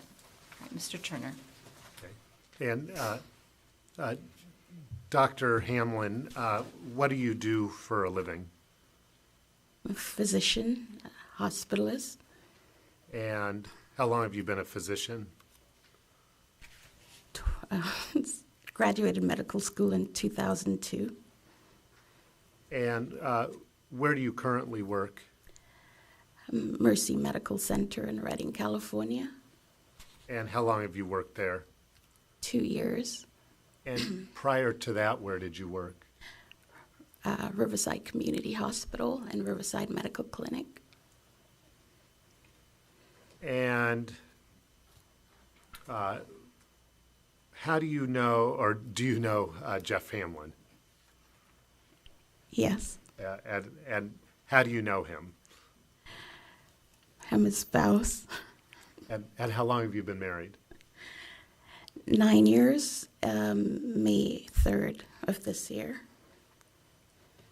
And so, when you, were you at the time you met him aware of prior issues he had had with narcotics? No. Although he reminded me that maybe when I applied for the job in Wairika, there was so much paperwork, but one of them would have been a disclosure from the clinic stating that he had those issues. And do you recall when you learned of his past problem with narcotics? Officially, from my memory, other than the documents from starting the job, would have been when he got in trouble in 2008, February or there's about. And how long have you known Mr. Hamlin? Since about the summer of 2007. And have you observed any lifestyle changes in him since you first met him in 2007, 2008? Yes. And can you elaborate on those? When I met him, as I got to know him, I thought he was arrogant and, sorry, babe. But I've seen him progress to being humble and actually listening to people and taking advice and charging people with authority in his life. And he started going to church, and not just for show, but taking it seriously and, just trying to walk a good life and a Christian life. And he's transitioned from being angry and blaming, although partly admitting he was at fault, but also blaming others, to fully embracing that he was totally responsible for the situation he's in. And can you talk about any counseling or rehabilitation you've observed on his part? So he's gone to the Cornerstone program, which is an inpatient program. I'm blanking on time frame, but it's in the record somewhere. About 2009, he went to Celebrate Recovery, which is the equivalent of NA at the church. He's, of course, gone to NA in Riverside and up here.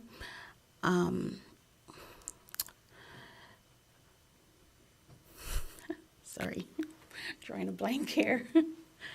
Okay. And do you know if he sees a psychiatrist? Yes. And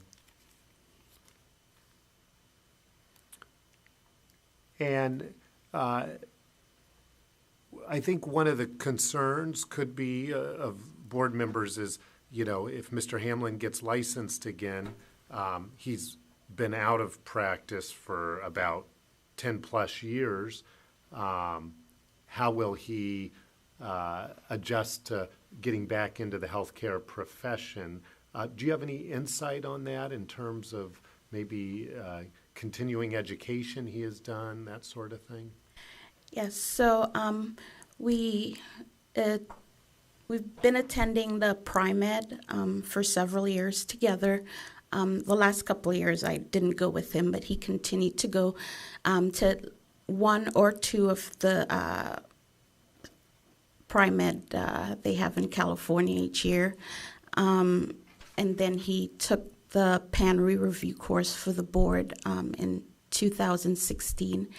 And then when I studied for my board in 2016. He reviewed several of the MACSAP that I was studying, and then all the journals I get from the ACP, Pri-Med Society of Hospitalist Medicine, and Medscape. Any that I think is applicable, as in filter out the hospitalist medicine part, combination of email, text, photo printout, and then we talk about several of those as well. And then some other miscellaneous articles or topics or things we research, including up-to-date, etc. And do you have an opinion of Jeff's overall moral character? Yes, so when I got to know him in the beginning, it, started to become obvious that maybe he was not always honest with himself, really, probably more than anything, trying to fool people, mostly fooling himself and obviously getting himself in trouble. But I've seen him just grow and admit when you're wrong and just take advice and not get angry, especially with me if I thought, you're being dishonest or fooling yourself or not taking advice. And I've just seen him improve over the years. And what about, do you have an opinion as to his penchant for truthfulness at this point? I think now he's an honest person, and I certainly wouldn't let him get away with otherwise. And as a physician, do you have an opinion as to whether he would make for a good healthcare professional should he receive his licensure again? Yes. I've always been impressed with, just his great grasp of, the physiology and pathophysiology, and just being able to recall all of those details still to this day when we talk about diseases or treatments or that sort of thing. And then, just him continuing to thrive to keep up with the changes and recommendations in medicine. Obviously, if need be, we've talked, and he's absolutely willing to do whatever the board recommends to facilitate him being able to provide care to patients should the board grant him the privilege of his license being reinstated.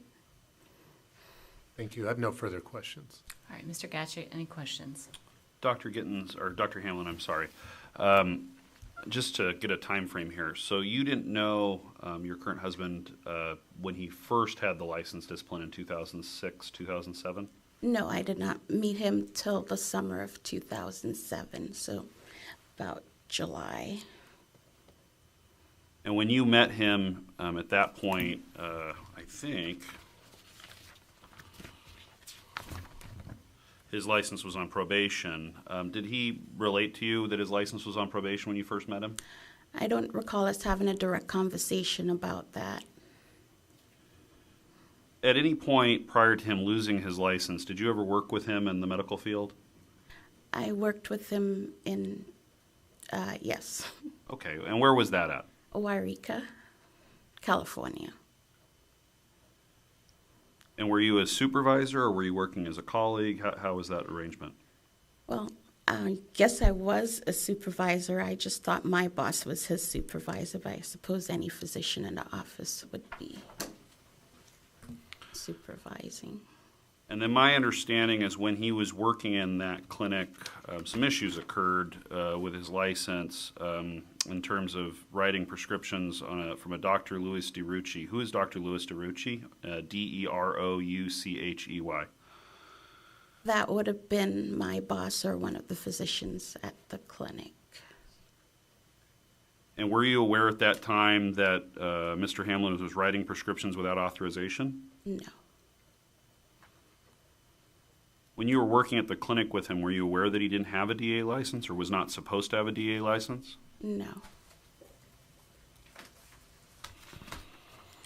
Are you aware that he applied for a DA license and then wrote prescriptions on that DA license that he was not supposed to have? And I should back up. No, at that time, no, I did not know all of this. Obviously, subsequently, I am aware now, that, or probably in 2008 or whenever he started having problems, and that he did all those things. And I'm referring to the accusation that's attached to the decision. And it's pages 77 and 78. And so I'm just asking you some questions. So in March and February, when he was writing those prescriptions under Dr. Louis DeRochi's DA number, you weren't aware of those prescriptions? No, at that time, no. And when he applied for a DA license without authorization from the board, you weren't aware of that he didn't have authorization for that license? Not at that time, no. Best to your memory, do you remember when you first became aware that there was it when the accusation was filed, or? I became aware of his problem situation, drugs, and in 2008, probably February. Is that when the? Well, I think. Flipping forward here, I think the accusation was actually filed. Well, I know it was April of 2009. So there was an ISO I know that was filed. Is that when you became aware of the interim suspension order? The vehicular accident and DUI, wet and reckless. I'm not sure what the proper term is, but in 2008, was that when that occurred? I believe that was 2009 when there was a reckless driving with an Ambien on board. There were two. Let me see. I can verify for you. Am I incorrect? The first one was in 2008. Okay, I think you are correct. January 10th of 2008. That's on page 76. So there was an accident that occurred in January of 2008, and you became aware of drug problems with Mr. Hamlin? Yeah, so he disclosed to me what you guys have mentioned about 2006 and 2007, and the probation and Maximus and all of that. And then the prescriptions that were written on the DA license without authorization were actually after the January 2008 accident. So that I was not aware of at the time. Okay.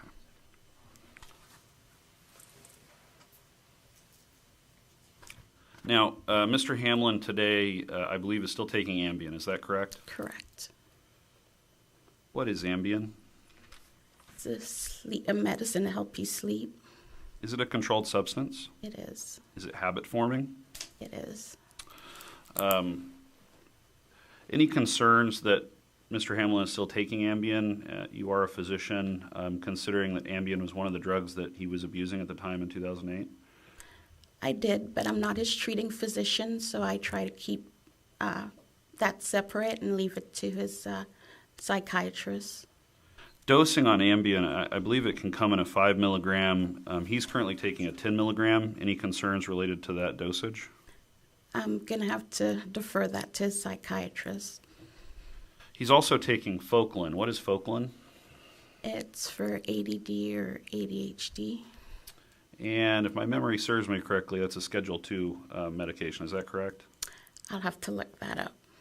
Is that a controlled substance? Yes.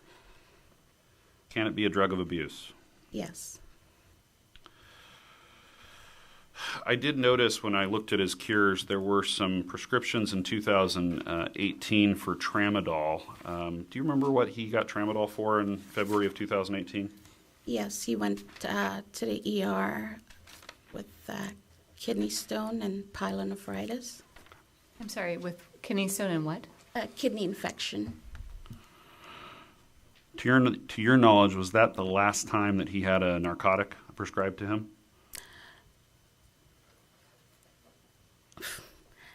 So there was the ER visit and then a follow-up visit with the clinic. Okay. So pertaining to the same condition. So then, yes, that would have been the last time. Yeah, the entries on page 269, March 26, 2018, 12 tablets of tramadol, and then there's an entry, March 28, 2018, 24 tablets of tramadol. So those are, what you're describing is there was an ER visit and then a clinic visit afterwards? Correct. As far as you know, though, that's the last time that he had prescriptions for opiates? Yes.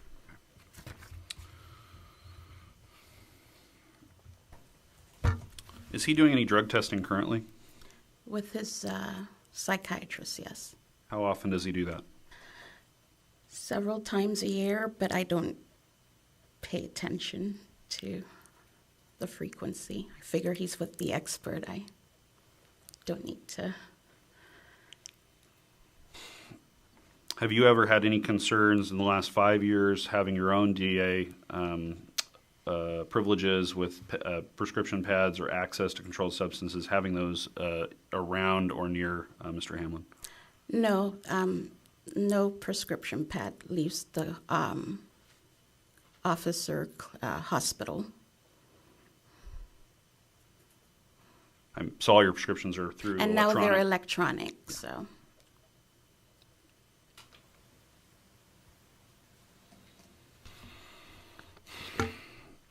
And you stated earlier on direct that you were married, it'll be 9 years this May, so May of 2010? Correct.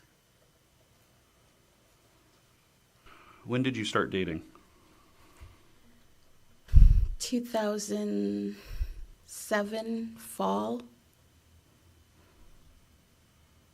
So you were dating on again or off again through the time that some of this license discipline was occurring? Correct.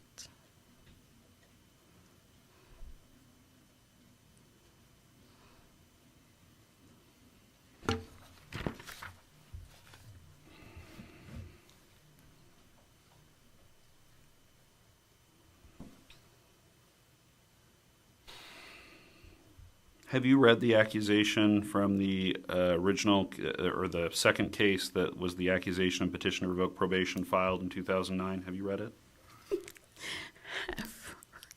Yes, I haven't read anything recently. It's just a lot of paperwork. And to best of your memory, were you surprised when you read about the dishonesty allegations in that accusation? I was surprised every time I read anything. And angry and infuriated at him for being dishonest, including to me. So it'd be fair to say during that time he was hiding things from you? Sorry, I forgot the date you said, but Well, at 2008? yes. Okay.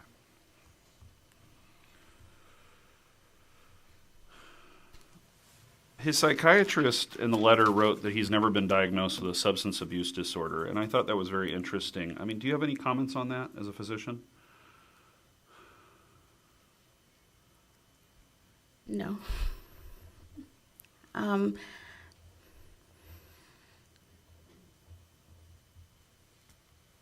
not a psychiatrist. So.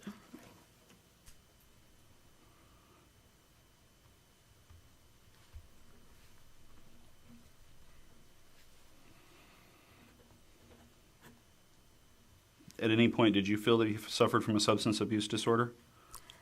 Not during the time I knew. Well, not in the last 10 years or so. Prior to 10 years, in the last 10 years, at the time in 2008 and 2009, do you believe he was suffering from a substance abuse disorder, as you understand it? Objection. I don't know if she's qualified to answer that. Calls for speculation. Sustained, counsel, you need to lay some foundation if you're going to ask this witness those questions. And counsel, I'm going to have you slow down a bit too. Sure. You attended medical school, is that correct? Correct. And during medical school, I'm guessing you did a psychiatry, following medical school, I'll back up. You attended medical school, and during medical school, I'm sure you had a psychiatry unit, is that correct? Yes.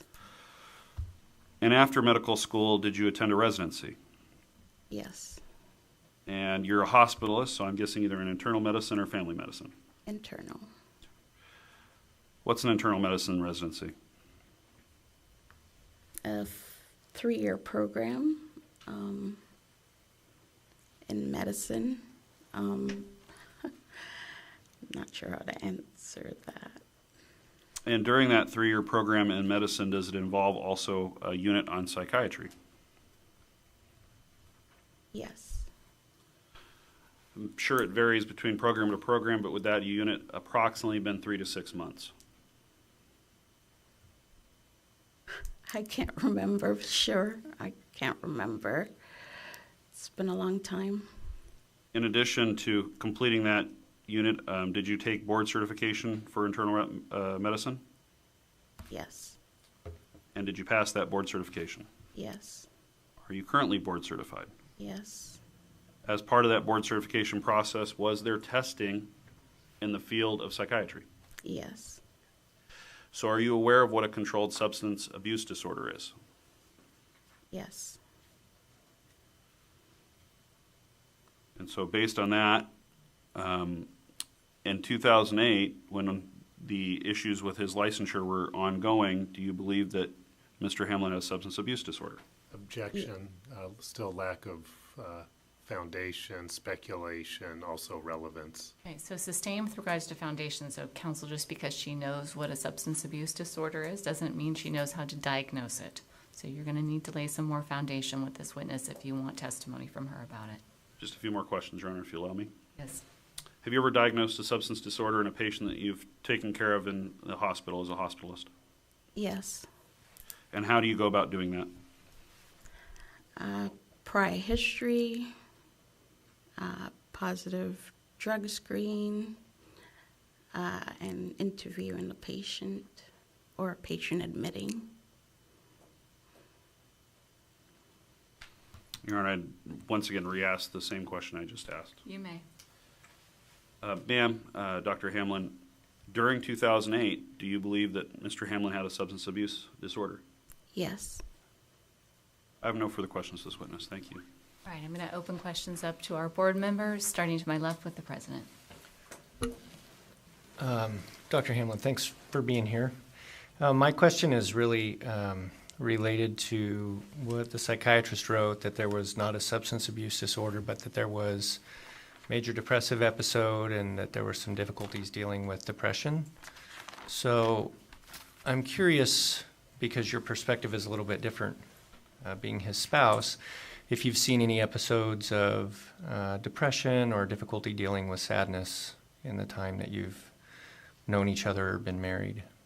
Yes. And in that time where you saw those episodes, do you feel like your husband dealt with those feelings of sadness or depression in a healthy way, in your opinion, both as a physician and as his wife? Initially, no. Subsequently, yes. Okay. When you say subsequently, can you give me a time frame when it became clear to you that he was dealing with these issues in a healthy way? It's been, just gradually over, maybe starting in 2010 and then more and more so, between the going to the psychiatrist, only taking the medications she prescribed as prescribed, speaking to the pastors in her church or counseling, and then we had marriage problems, and so that obviously contributed to that. So marriage counseling, and now just prophylactically going to any marriage conference to keep a healthy marriage.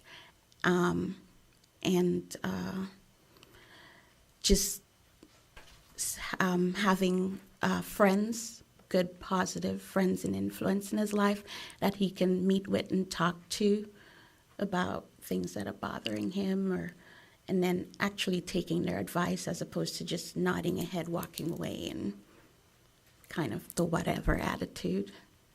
Okay. Have you noticed him to be impulsive at all? He has, yes. Okay, thank you. No questions here. Yes, I do, please. Doctor, you're asked your opinions, and one of your I assume that one of your important aspects for recovery is honesty in the basis for the addiction, correct? Correct. Okay. Did your husband ever share with you how his first positive blood test came to light? What were the circumstances under which it came to light? Yes. And what did he tell you? I think it was 2003. Friends partying.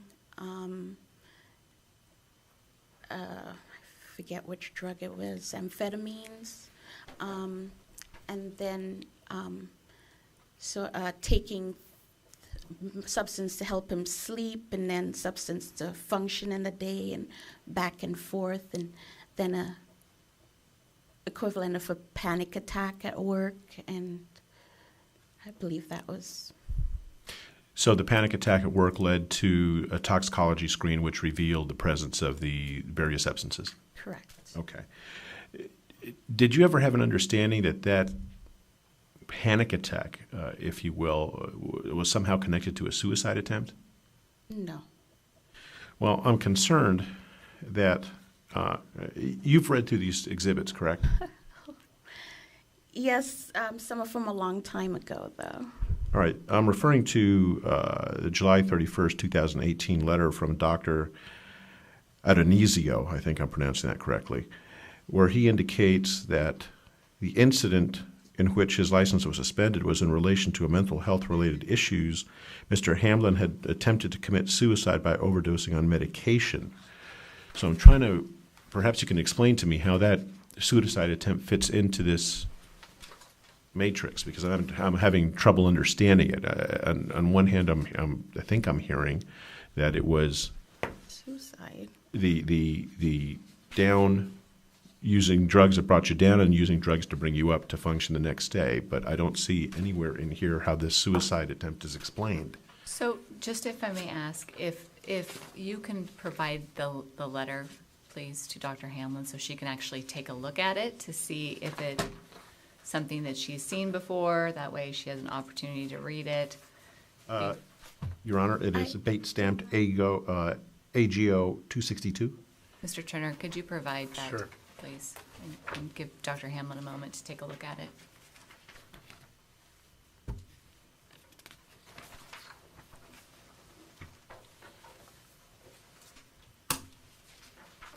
Attachment number 6.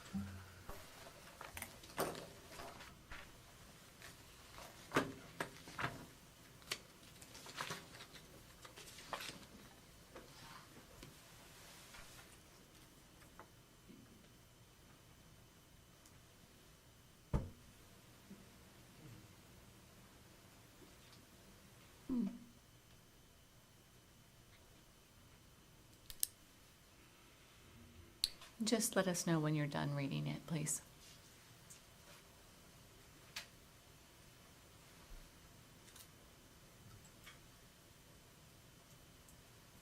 Ready? All right, if you would please ask your question again.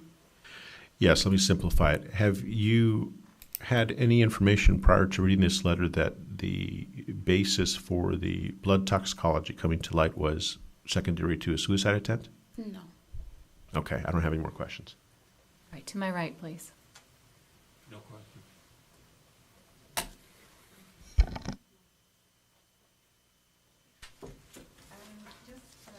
question. Just a clarifying question. Which last name do you go by when you are working? Is it Gittins I or? changed from, I'm sorry, I cut you off.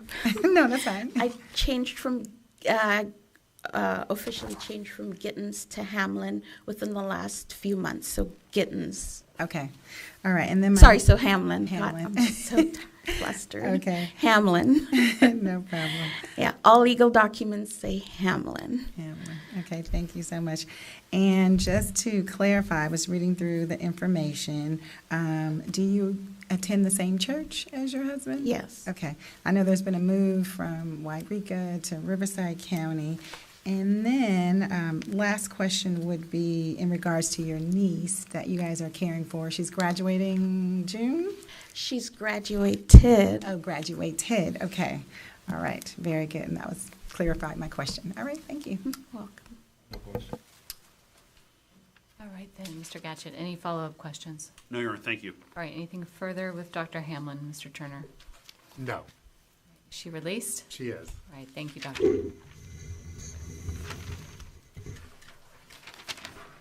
right, Mr. Turner, your next witness. All Okay, and that'll be Jeffrey Hamlin. right, Mr. Hamlin, if you please stand, I will swear you in. Please raise your right hand. Do you solemnly swear or affirm, under penalty of perjury, that the testimony you give in this matter will be the truth, the whole truth, and nothing but the truth? Yes. Please have a seat, and please state and spell your name. Jeffrey M. Hamlin, JEFFREY-MHAMLIN. All right, Mr. Turner, your witness. Yes. Mr. Hamlin, how old are you? I am 47. And where were you born? I was born in Bernie, California, And where is that? far northeastern California, about 60 miles northeast of Redding. And was there anything unusual about your childhood? Any challenges you had to overcome? I was adopted. I don't know that it was a challenge, but it was unusual in my peer group. And, it did leave me wondering, a little bit about, we always wonder where we came from, I suppose. And then I did have a friend die that I was really close to at age 15. It was really difficult. Still think about him. And did you graduate high school? I did. And what year was that? I graduated in 1990. And what did you do after high school? I attended community college during the fall and spring, and then worked as a Forest Service firefighter until I started work on my undergrad. And so did you attend a university? No, initially it was a community college, a mixture of Shasta Community College, Lassen Community College, and Butte Community College.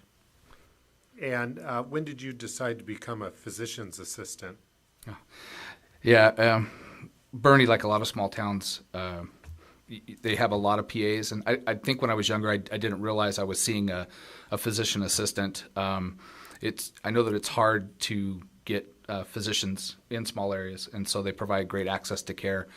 And there was one in particular that I really could see how big of a difference he was making. So I probably since age 15, I was learning how school worked and what it took to become a physician assistant, and he kind of laid out kind of a plan and helped me with my vision. So I've wanted to since then. And when did you receive your licensure from the Physician's Assistant Board? June of 2002. And what did you have to do to acquire that licensure? Wow. I applied 3 different times. They required volunteer service. At the time, it was a minimum of an associate's degree, but I wasn't aware of too many people that got accepted with just an associate degree. There is an interview process and recommendations, and you get credit for speaking languages. If you're a foreign trained physician, if you had military service, and I'm not sure how their UC Davis works, but they combine all of these. At the same time, I did get accepted to Stanford and to Western Health Sciences, but I chose UC Davis. And how long was the program at UC Davis? 24 months. And did you complete that program? I did. And when was that? Completed in May of 2002. And what did you do? Did you work as a physician's assistant after that? I did. My initial job was with the tuberculosis surveillance with UC Davis. I had worked not as a PA, but as just a health service monitor. About 6 months prior to graduation, I kind of had to work concurrently to pay bills, and then they brought me on as a PA, and I did tuberculosis surveillance. But I had a desire to kind of work a little closer to home. My daughter was born in 2003, so I took a job in the emergency room in Lodi. Was my first job. And How long did you work as a physician's assistant? The last time that I did any patient care, I believe, would have been the very beginning of 2009.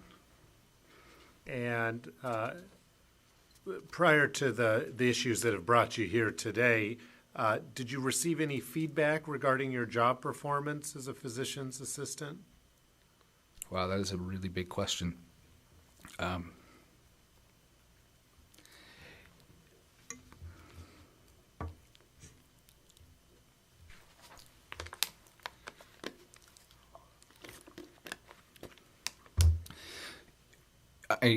My feedback was always excellent. It was mostly my personal life that kind of messed things up, but yeah, it's it's always very, very positive. I sometimes was even surprised, by my supervising physicians and just the amount of responsibility that they trusted with me. And I'm not going to go into a lot of detail about the events because I think they're laid out in the accusation and the other paperwork. But there was some question earlier about that positive drug test at issue. Was that due to an episode involving suicide or something else? Can you talk about that? No, it was not a suicide attempt. I was using multiple substances, some to go to sleep, some to wake up, some for weight loss. I just was kind of lost, and it carried through. And then I went to work under the influence, and I think it's, I guess I admitted to my conduct and fully and freely, and I'm sorry. I can't recognize that person, from then. So. And do you take responsibility today for the problems that led to the loss of your licensure? Absolutely. I'd like to think that I've demonstrated for nearly a decade how responsible people deal with adversity, and they get help, and they follow someone's authority, and they listen, and then act on it, and are transparent with the people around them, so that you can build relationships. When that first positive drug test, I believe was in 2006, how long did your problems with narcotics continue for after that? Well, I entered a rehab program in 2006. I believe it was Pine Ridge, and then I don't feel like I had issues with taking drugs, diverting, taking polysubstances. It was quite of an awakening experience. So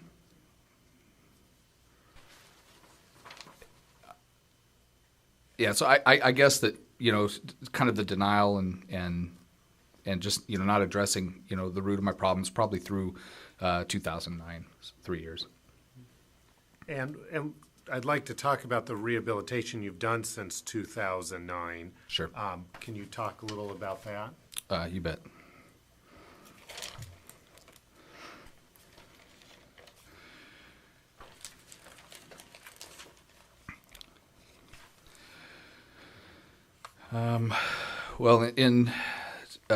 So since 2009, correct?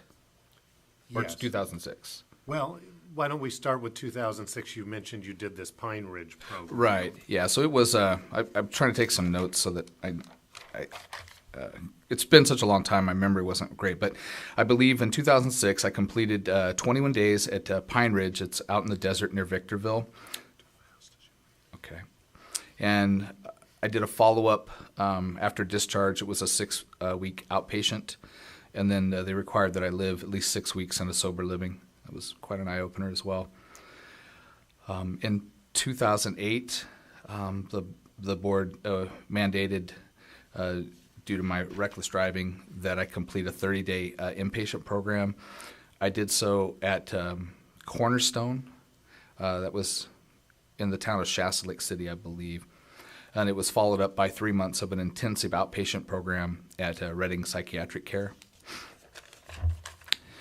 And then in addition to maintaining visits with my psychiatrist at her recommendation of frequency, she also appreciated that I took the board's advice and got involved in Narcotics Anonymous probably 2014. It was based on some of your recommendations that you thought that I would have better success if I got involved. I started attending a Sunday 3 p.m. awakenings in Moreno Valley the winter of 2014. I was asked and I volunteered for service assignment as secretary in the spring of 2015 at the same group. I served as secretary at that group until we moved to Reading in the winter of 2017. I was able to get plugged into a great group in Shasta Lake City. It's a Sunday night book study, and I started in April, I believe, of 2017. I accepted a service assignment by the group Conscious in June of 2018, and I'm currently still serving as secretary of that group on Sundays. I've also started attending at the recommendation of my sponsor, who provided a letter, a group step working guide. We meet on Thursdays at 5 p.m. and we work our steps. Currently, we're working on our step 2. I have worked all the steps over several years.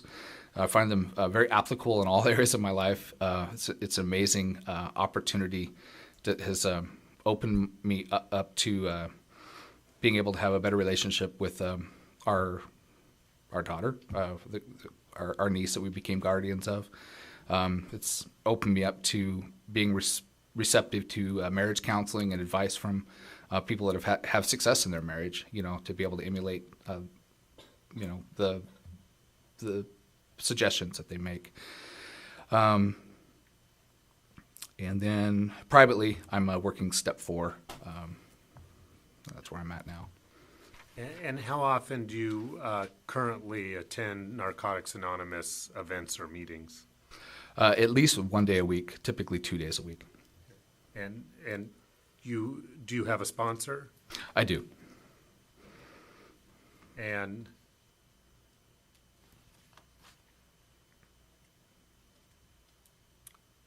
aside from Narcotics Anonymous, you mentioned you see a psychiatrist. When did you start seeing a psychiatrist? At the board's recommendation in 2006. And is that the same psychiatrist you have today or a different person? It's the same group. I was initially seen by I believe the founder of the group, and then probably 2007, I've been seeing Dr. Adanasio. It's been a blessing to have continuity of care for almost a decade. It's pretty amazing. And I believe 5 years ago when you applied for reinstatement, one of the board's concerns was the frequency or lack thereof of your meetings with your psychiatrist. Since then, how often do you meet with your psychiatrist? 1 to 2 times a month. And can you talk about the nature of those meetings? Well, to be perfectly honest, I think that the frequency has increased just because of the problem nationally that we're seeing with chemical being overprescribed, people being irresponsible. But I follow what she recommends. And prior to 5 years ago, the distance that I was involved, I think that she was having some compassion, and she just didn't feel that I was at risk. But now that I'm closer proximity and just kind of the new national emphasis on providers being responsible for the medications they write, and the board's recommendations that I brought to her attention, she just wants to see me more frequently. And what are you currently being prescribed by her? I'm being prescribed 2 things to help me sleep. I take Seroquel, 25 milligrams. I take it at night, and then I take Ambien, 10 milligrams as needed. And then I take Focalin, which helps with attention deficit, and I take it every morning. And does your psychiatrist subject you to random drug testing? Yes. And can you talk a little bit more about that in terms of frequency? Yeah, it's she asked me to come to her office. Sometimes I don't know if I'm filling out a form or if I'm going to be drug tested, and we don't really talk about the results. I know they're in her chart. She just lets me, whether they're positive or negative, but they're always negative, so it's not a big discussion. But they're like $400, so I'm sure they're pretty comprehensive. And can you estimate how often you're screened annually? 12 to 14 times. And are you aware of any positive drug screens? I've had not a positive drug screen. Now, your psychiatrist, as was mentioned earlier here this morning, made a reference or has indicated that you do not have a substance abuse problem. You have, it sounds like maybe a mental health issue that, can you talk a little bit about that in terms of what you understand of that? Yes. She feels that results in my childhood, a pattern of poor decisions, some depression, and a whole bunch of bad decisions combined caused me to have kind of a panic attacks. She just hasn't seen anything in the time that she's taking care of me that is a behavior pattern of the addicts that she treats. And she's not just a psychiatrist. Is it okay to mention? No. She's an addictionologist, and she's really important in her field. She's in charge of the Indian Health. I forget how she calls it, but so she has other positions other than just at the Reading Psychiatric Care, and so she does. This is her expertise, and so she sees people with very complex problems with addiction, and she just doesn't feel that my behavior and my choices in the time that she's taking care of me go along with the drug addict. And so, I know I believe the president of the board or the chairman of the board had asked a question earlier of your wife. And I'll ask this question because it's a good one, is if you are, well, I should ask you, have you felt depressed? Have you suffered from depression over your lifetime? Absolutely. And do you continue to feel depressed at times? At times, yeah. Not the way that it used to be, though. And when would you say that changed? I think it was a combination of things. Kind of happened to take a break from being employed. Kind of forces you to look really deep inside. Initially being required to visit a psychiatrist who also is telling you, these are some areas that you should work on. We had a great opportunity to get involved in a beautiful young lady's life, and pressing into my spouse and our marriage, being involved in service in a church. Like, normally we would only go to church on Easter and Christmas, and making a regular commitment. We did, cleanup work initially, like in 2010, and finding some time to realize that there's more in the world than just what revolves around me. I think kind of helped my depression symptoms. I think there's a lot of things that can be sad. I was kind of sad getting ready for this appearance. It's very emotional. We have an aunt that has terminal cancer, and that's really tough. So we're going to see her. My wife's father had a stroke about 3 years ago, and we've had to go and help take care of him, and that's very emotional and very sad. And sometimes I wonder why bad things happen to what seem to be good people, and that can make things emotionally difficult.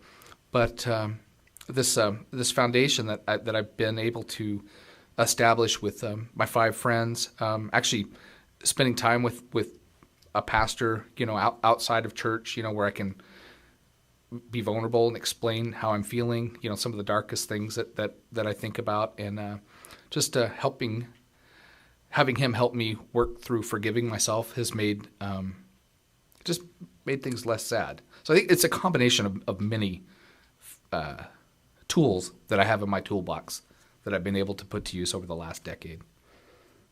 So, and can you talk a little bit more about the support system around you that maybe you can lean on if you're going through a stressful sort of time? Yeah. Well, I have some amazing people that I'm able to press into. Casey being number one of a great young professional, Jeff White, a small business owner and also a pastor at Sandals Church in Riverside, Mark Easter, an attorney, Brian Corbin, another business owner. People that I just I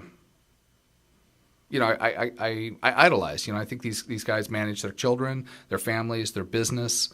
They don't look to substances to change their feelings or to fill spots inside of them if they're feeling lonely. And being able to call them all the time. I got several texts, while I was sitting here, just of some encouragement. So people that I'm able to kind of emulate, they've kind of pathfind, and I'm able to just kind of follow in their footsteps. It's great to have a spouse that I love and that I know loves me. It brought me to tears to think, wow, it's almost been, this coming year will be 10 years. It is a lot of work, but it's really rewarding, and she's made me a better person. And our niece, our guardian, Savannah, we've got, we feel like she's our daughter. And it's just amazing the opportunity that we were able to have since 2012, and now she's graduated from a private high school. She's got a job. She has a healthy relationship with another person for almost 3 years, and she is an account manager. And she seems to be, in her mind, she feels that she has a measure of success and she's happy. And it's not us that did that, but it still feels really good that we were able to be involved in that journey with her. And to assume that role in her life, did you have to go through any sort of background check? Yeah. The state had us do multiple background checks, spot home checks. So at least 2 background checks and at least 2 home checks. And when was that approximately? The first one would have been in 2010, and a subsequent probably at the end of 2011.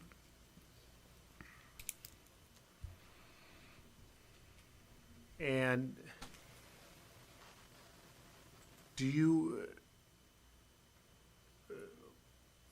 are you remorseful for your actions that brought you here today? Every day, and especially coming in preparation for this hearing, it just kind of it brings back it does bring back some of the shame. We work in the group, and try not to feel shame, but I think it's for me it's a good reminder, where I've been, and I am embarrassed. I'm making a guess that these are soon to be beginning PA students. I don't remember last time being that many people here, but I think it's really great that they would come and watch. They may not remember much of this, but I think if they were to get in trouble, they could look, at where I've gone and just see, like what responsible people need to do, because maybe it'll keep them out of trouble. What has been the impact of your losing your license on you and your family? Unfortunately, it ended up in a divorce in my first marriage. I wasn't able to see my daughter for, about a year and a half. Financially, although we did not declare bankruptcy, we were in in a real big hole. About $250,000 was really hard to overcome. The IRS took my driver's license, my passport. I'm not telling you to feel sorry for me. It's just part of the process. I wasn't able to have a bank account.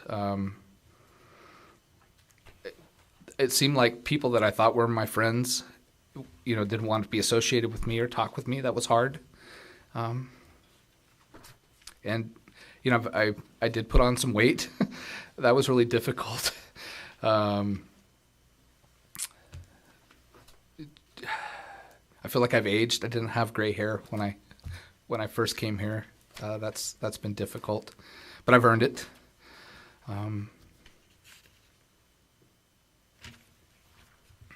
But there's when we talk about the difficulties, I just can't help but think that all of these things have led to a lot more positives than negatives, to tell you the truth. And have you had any violations of the law since your reckless driving in 2009? Not even a traffic ticket. Have you taken any narcotics which require a prescription without a prescription since 2009? No. And what, besides the two, besides what your psychiatrist prescribes to you, have there been any other prescriptions over the last, I guess, let's say the last 5 years? Last year I was hospitalized, that we were in reference to, in April of, like maybe the middle of April. I had fever for 10 days. I hadn't eaten in 2 weeks. I'd lost 25 pounds. They thought it was a kidney stone. A long time in the ER and a discharge and a real expensive bill, and then a follow-up in a private clinic where it looks like I had a pyelonephritis on top of that. And yeah, so they gave me tramadol and probably gave me some Vicodin or maybe some kind of a morphine in the hospital. Honestly, I was really delirious. I don't remember everything that happened in the hospital. My wife would probably be a better historian. And when you were prescribed those drugs, did you, once you no longer needed them, did you feel like you had any cravings for them or other types of those narcotics? No. In fact, my wife, we disposed properly the last of whatever was left. Why is your physician's assistant license so important to you? Living in Reading, it's really brought back just how difficult access to care is. And in fact, when I was seen in the ER in April, I couldn't get seen with a family physician until September of that year. It just kind of surprised me. Not that my wife and I are special, but I feel like we understand the medical roadmap, and we couldn't get access to care in that town. And so I would really like to, be able to stand in the gap and maybe work where other people, don't desire to work, and provide care that I think would be helpful. I really miss being a detective. My wife always says the buck stops with her. That's how she treats her job. And so that's her influence on me, to just, make sure that I don't miss anything with people that are sick. How can you assure this board that nothing like what happened between 2006 and 2008, 2009 will occur again in the future should you have your license reinstated? That's a great question. I think the best answer is the 10 years that I've been able to work on myself as a person. I think the character witnesses that have written letters based on your recommendations from the last time that I applied, also are pretty, stand to the changes that I've been able to make in my life. I have an excellent support system, at least 5 friends. I have a great relationship with my psychiatrist. I can talk with her and get recommendations. My spouse is definitely my rock, and she's also a physician, and she can see past my manipulation, and so it's great to have somebody that that you have to be honest to. And what are your goals in healthcare should your license be reinstated? It'd be a privilege if you did grant that back to me. I would not take it for granted again. We have community health centers in Reading. One of them is called Shasta Community Health Center. They have about 6 different facilities in and around Reading. I know that they have difficulty finding regular staff. There's another clinic that interests me. It's called Hill Country, and they do a lot of behavioral health. And I found that I'm a lot more sympathetic to people with mental health issues than I ever was in my entire life. So I have an interest in being there. And we've also been informed that there's 3 rancherias within kind of maybe a 40-mile radius, and they have difficulty having access to care. And so maybe that would be a place, if I were given the privilege, that I could plug in. And would you be willing to abide by any terms and conditions of probation the board deems appropriate in exchange for getting your license back? Anything you'd want me to do. Would you be willing to do regular and random drug testing? Yes. And then it's probably my last question. Given that you've been out of the field for a number of years, what assurances can you give the board that you'll be able to be a competent physician's assistant? Okay. Well, I think my wife, she's very cerebral and she's really good at remembering, all the names. But I do participate in Pri-Med 1 to 2 times a year. Up to 2015, it was ACP endorsed. It no longer is, but we do routinely discuss, the articles that she had talked about through Medscape.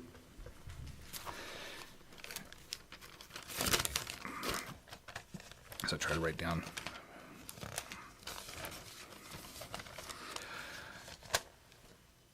So her ACP puts out a monthly bulletin. Her Society of Hospitals Medicine also puts out bulletins, and she'll email me those, and then we'll kind of discuss the venues.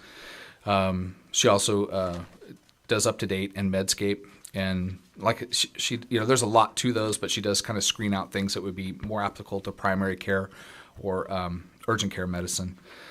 And we discuss these verbally at home and with emails. In 2016, I had the privilege of helping her prepare a year in advance for her boards. Pretty exhaustive. This MACSAT, there's like 12 to 14 volumes on all different topics, and they're written very well on all topics, not just internal medicine. And I was able to personally review several volumes and discuss questions to help her pass her board exam. Yeah, she did really well. And so, and I'm currently attending in May, coming up, a Pri-Med. It's in Anaheim, and then I'm actually signed up to take the 2020 ACP conference at the Los Angeles Convention Center. It's April 21st through the 25th of 2020. Okay. And does that cover the continuing education that's been provided to the board in the binder? Yes.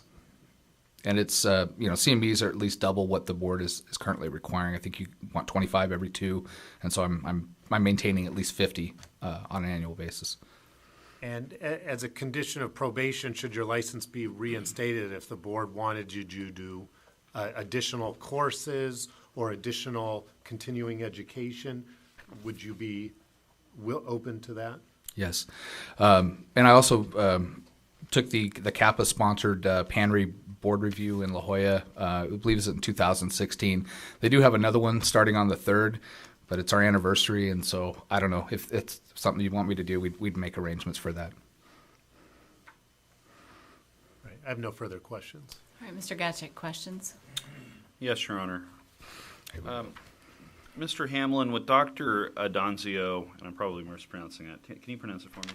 Adanazio. Adanazio. Okay, thank you. Did you have a controlled substance agreement with Dr. Adanazio?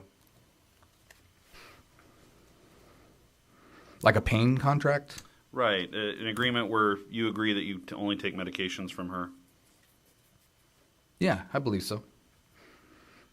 And you had stated on direct testimony that you received prescriptions for your kidney ailments in April of 2018.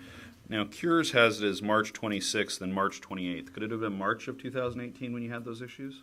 Yes. I'm looking at a psychiatric procedure note from April 11th of 2018, and those are Dr. Donzio's notes, pages 184 to 187. It doesn't mention anything about your kidney issues in that note. Was Dr. Nazio made aware at that treatment date on April 11th that you had those issues?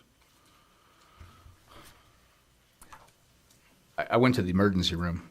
No, I understand that, but in follow-up with your psychiatrist, did you make her aware of the fact that you had those issues with at the ER? Yes. Was she aware that you were prescribed tramadol during that time? I don't think we got into that much detail. I can't recall.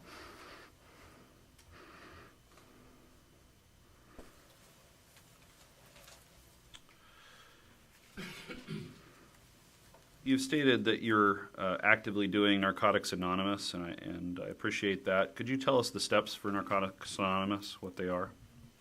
I could. Can I go back to your question about the tramadol? Yes. When I submitted my application in 2016 for reinstatement 3 years ago, she did go over a Cures on her computer of me, and she said that everything, she was aware of everything that was on there. And we did review it again at my last visit. I was just trying to make sure that there were no mistakes and errors prior to the investigators, and she didn't see anything that she didn't recognize or wasn't familiar with. And you're and I'm happy to review the steps if you'd like.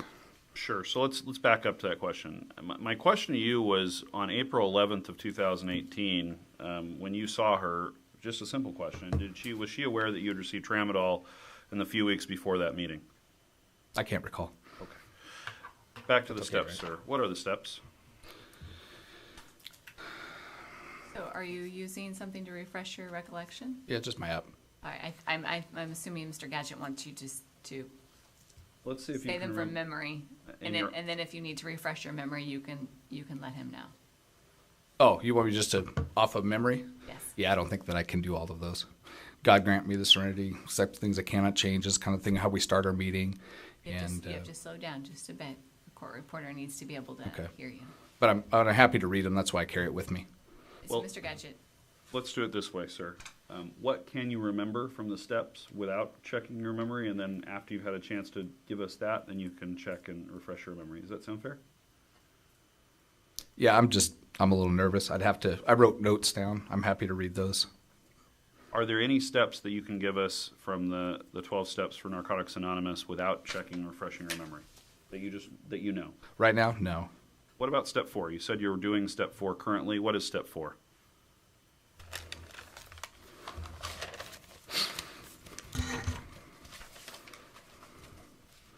For the record, he's looking at his notes.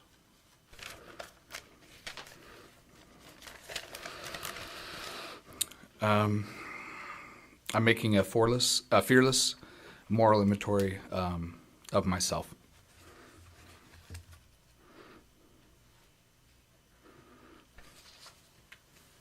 Is there a reason why, sir, you haven't tried to memorize these steps? We don't memorize them. We work them. We write them down. And I'm nervous. I want to go back. When did you first start using substances, controlled substances? I probably had like a wisdom tooth pulled in my 20s. And prior to the incident in 2006, where you tested positive for a number of substances, when did you start using substances potentially recreationally?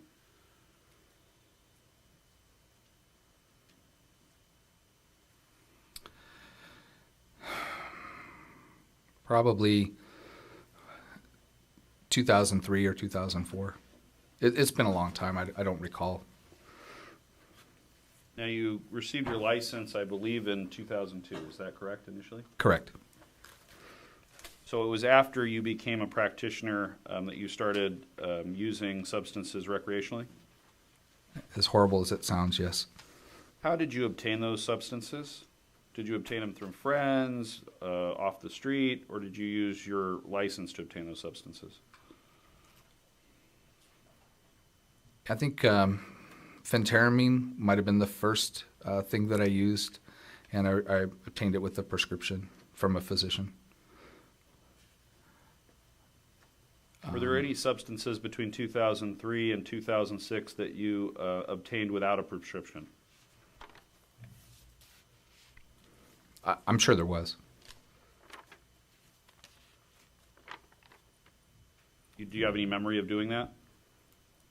Not specifically, but I'm sure that I did.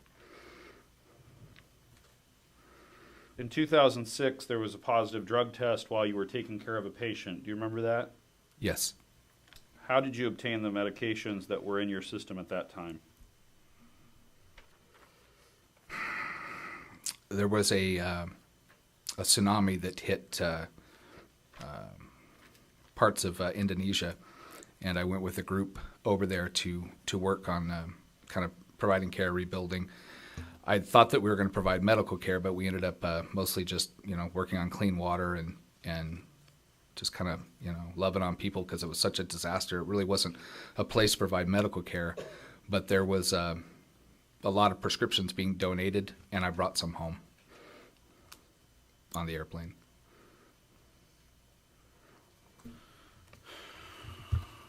And if I remember from that drug test, sir, it was benzos, amphetamines, opiates, and barbiturates. So those were all medications that you obtained after volunteering in a crisis zone and that you took home with you? Probably not the amphetamine. Where do you think the amphetamine came from? Friends of the family, neighborhood.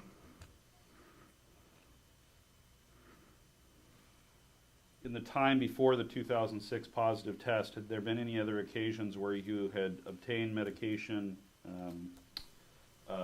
like amphetamine from friends or family? I can't recall the specifics. It's been such a long time ago. I whatever is there, I at the time, if I admitted to it, I agree with it. When did you first start taking Ambien?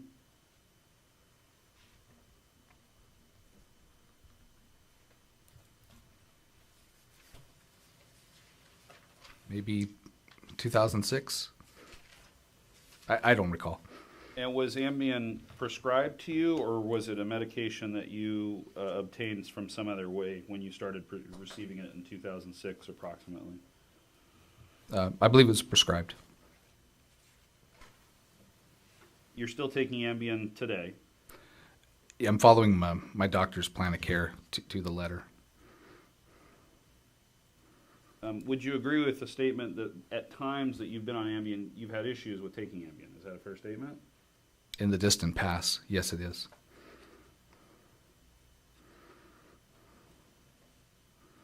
Is there a reason why you continue taking Ambien, why you haven't potentially tried to stop that prescription and use other resources to try to have gain proper sleep techniques? I combine a lot of different techniques to help with my sleep, but it's important to me to come underneath the I've learned over this last decade that I need to follow the authority of someone who's put in charge, and so I'm following her plan of care. And she doesn't believe that that's something that I need to do. I know that one of the issues that the board had when you were on diversion previously with the board was that you continued to take Ambien. Do you remember that? Yes. And I believe the diversion program wanted you to stop taking Ambien. Fair statement? The diversion program? Yes. The Maximus program? Yes. No. Is Ambien habit forming? Yes. And can it be a drug of abuse? Yes. Have you discussed with your psychiatrist about trying to not take Ambien? Over maybe 8 or 9 years ago, we tried other medications, and the side effects were significant. And so in the last 3 to 4 years, you haven't tried to stop taking it? I've made Psychiatrist? Yeah, I've had the same plan of care with her, we think, for 6 years without incident. When were you first diagnosed with ADD? By Dr. Thomas Andrews. I'd have to say 2006.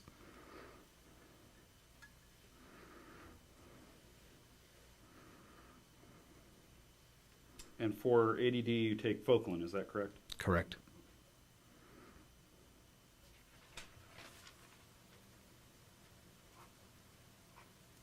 Have there been any attempts to try to reduce the amount of Focalin that you take in the last 3 years? No. Does Dr. Adonzio, does she also do therapy with you aside from medication? Not at this time. When was the last time she did therapy with you aside from medication? Circa 2006 and 7. Have you been to a therapist for therapy in the last 5 years? No.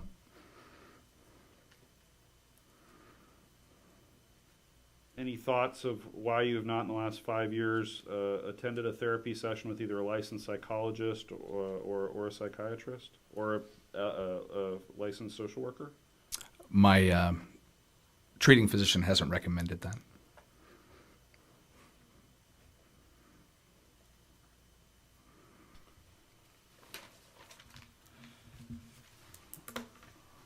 I want to take you back, sir, to when the board had the case that led to your license surrender. You're aware that in that accusation there were a number of allegations of dishonesty. Is that correct? Yes.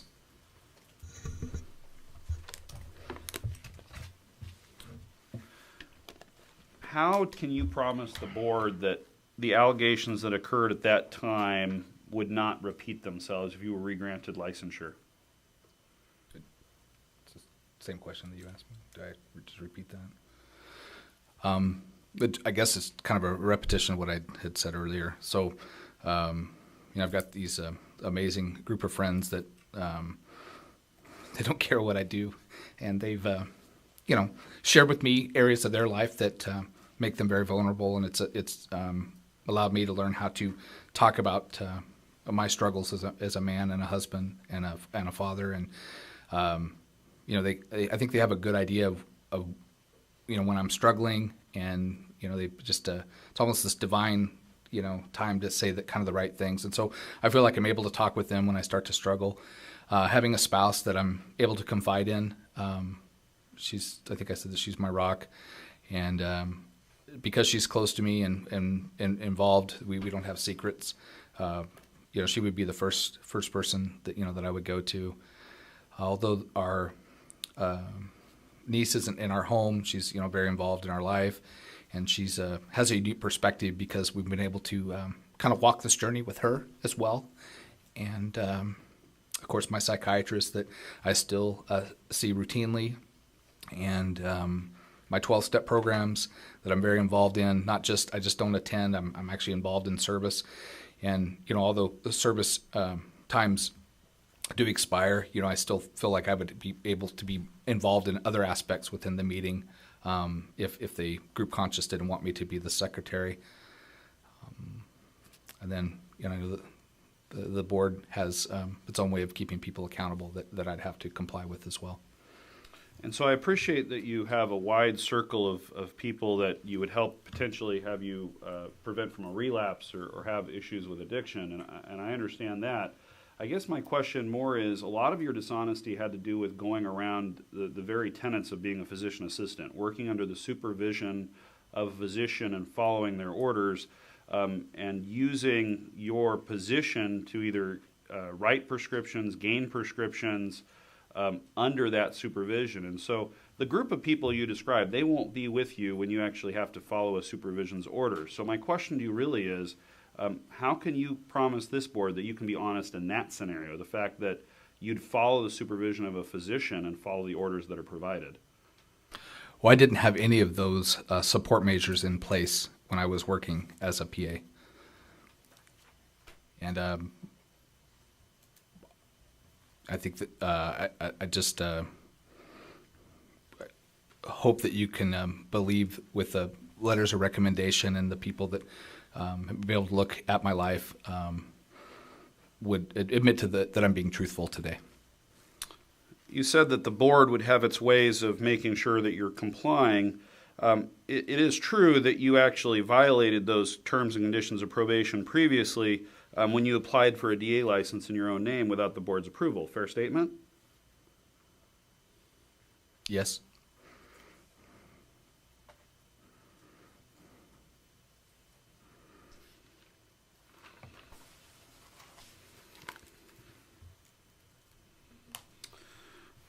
The prescriptions that were written under the doctor's names, Dr. Adams and then Dr. DeRucci, for people that were either not their patient or people that were not at the clinic, were those prescriptions for medications that you eventually used yourself? No. Who were the people that were getting those prescriptions? It's been over a decade. I can't recall.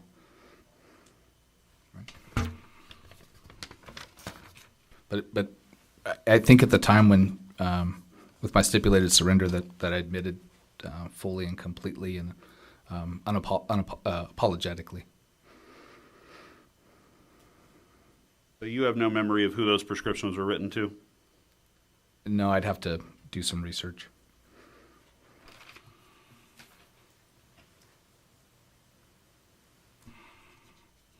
Do we know who they were? Yeah, okay.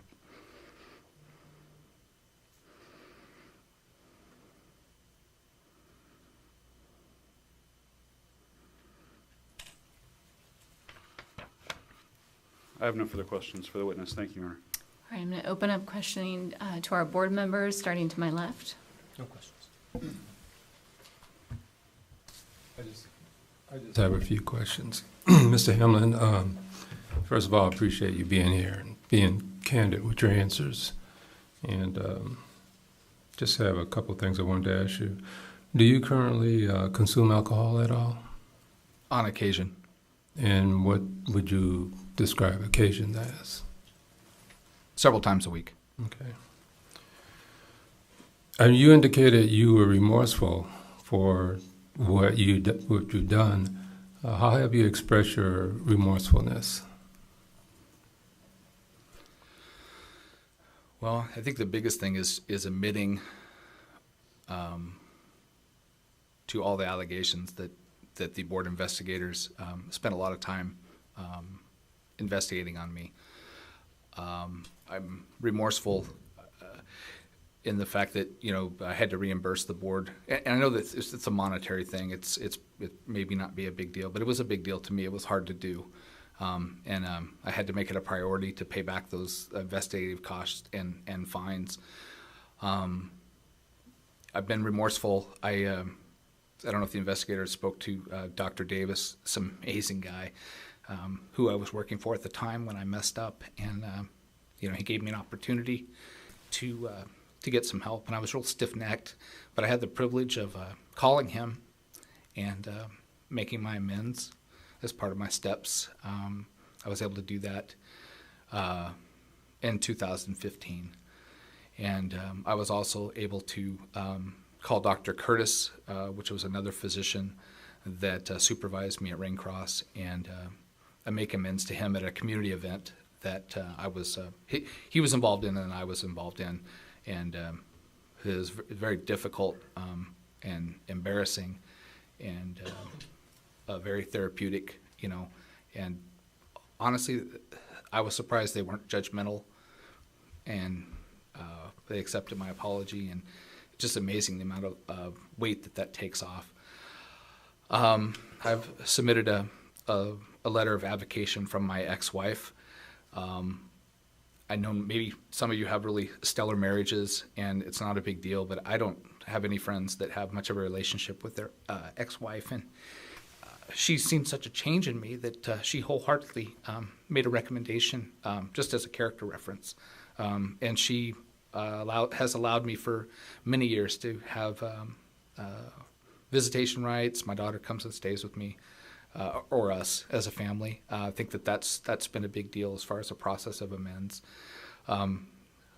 My wife, just being able to work through this process with her over, the lies and the deceit and the manipulations, and showing remorse to her. I don't know the patient that I was taking care of that morning, and had been advised by my sponsor, that probably isn't a situation that would, help her or help me, but just being able to call the physician that was supervising me at the time and make those amends. Just one more question. Yes, sir. I'd just like to know, you mentioned your support system today and who they comprise of. How often do you call on your support system during the day or week? Is it something you do daily or? Oh yeah.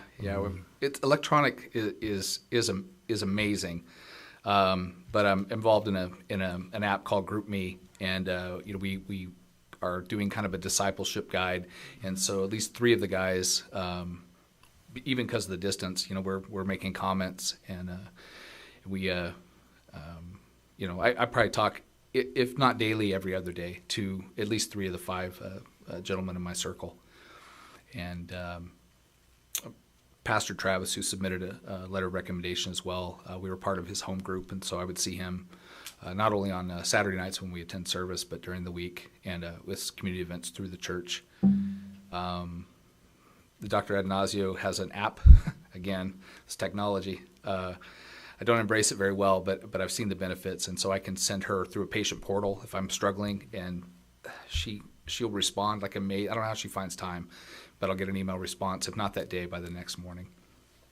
Good. Thank you, Mr. Hamlin. Mm-hmm. May I, Your Honor? You may. Thank you. Mr. Hamlin, I'm still confused. You indicated that the suicide attempt was not part of this equation ever, correct? Correct. Okay. And how long have you been seeing Dr. Adanasio?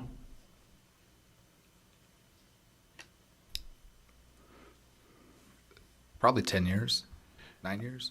Is it fair to state that you've been completely candid with her? Yes. Have you any explanation how she, again, this is AGO 262.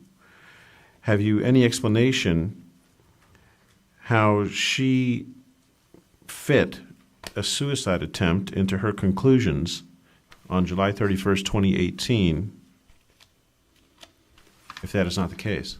No, but I have a voicemail from her stating that she'd asked me this week if I could get copies of that documentation because the medical investigator asked us about that. And she did see me on April 11th of 2018, but she doesn't recall ever writing that. She left me a voicemail, and submitted this letter this week as well. No, I understand that, but my problem is she signed this letter on July 31st, 2018, where she goes into great detail as how the suicide attempt by overdosing on medication was a component, and that the overdose showed up in the toxicology, and therefore this is a mental health related issue. That is a pretty detailed conclusion. I'm asking you, do you have any idea how that made it into this letter of hers?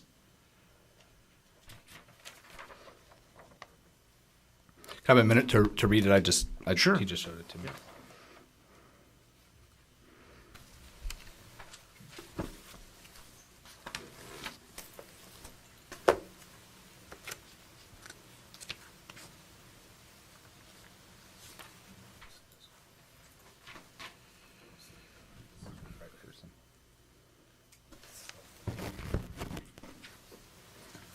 Oh, no, it's not it's 2006, right?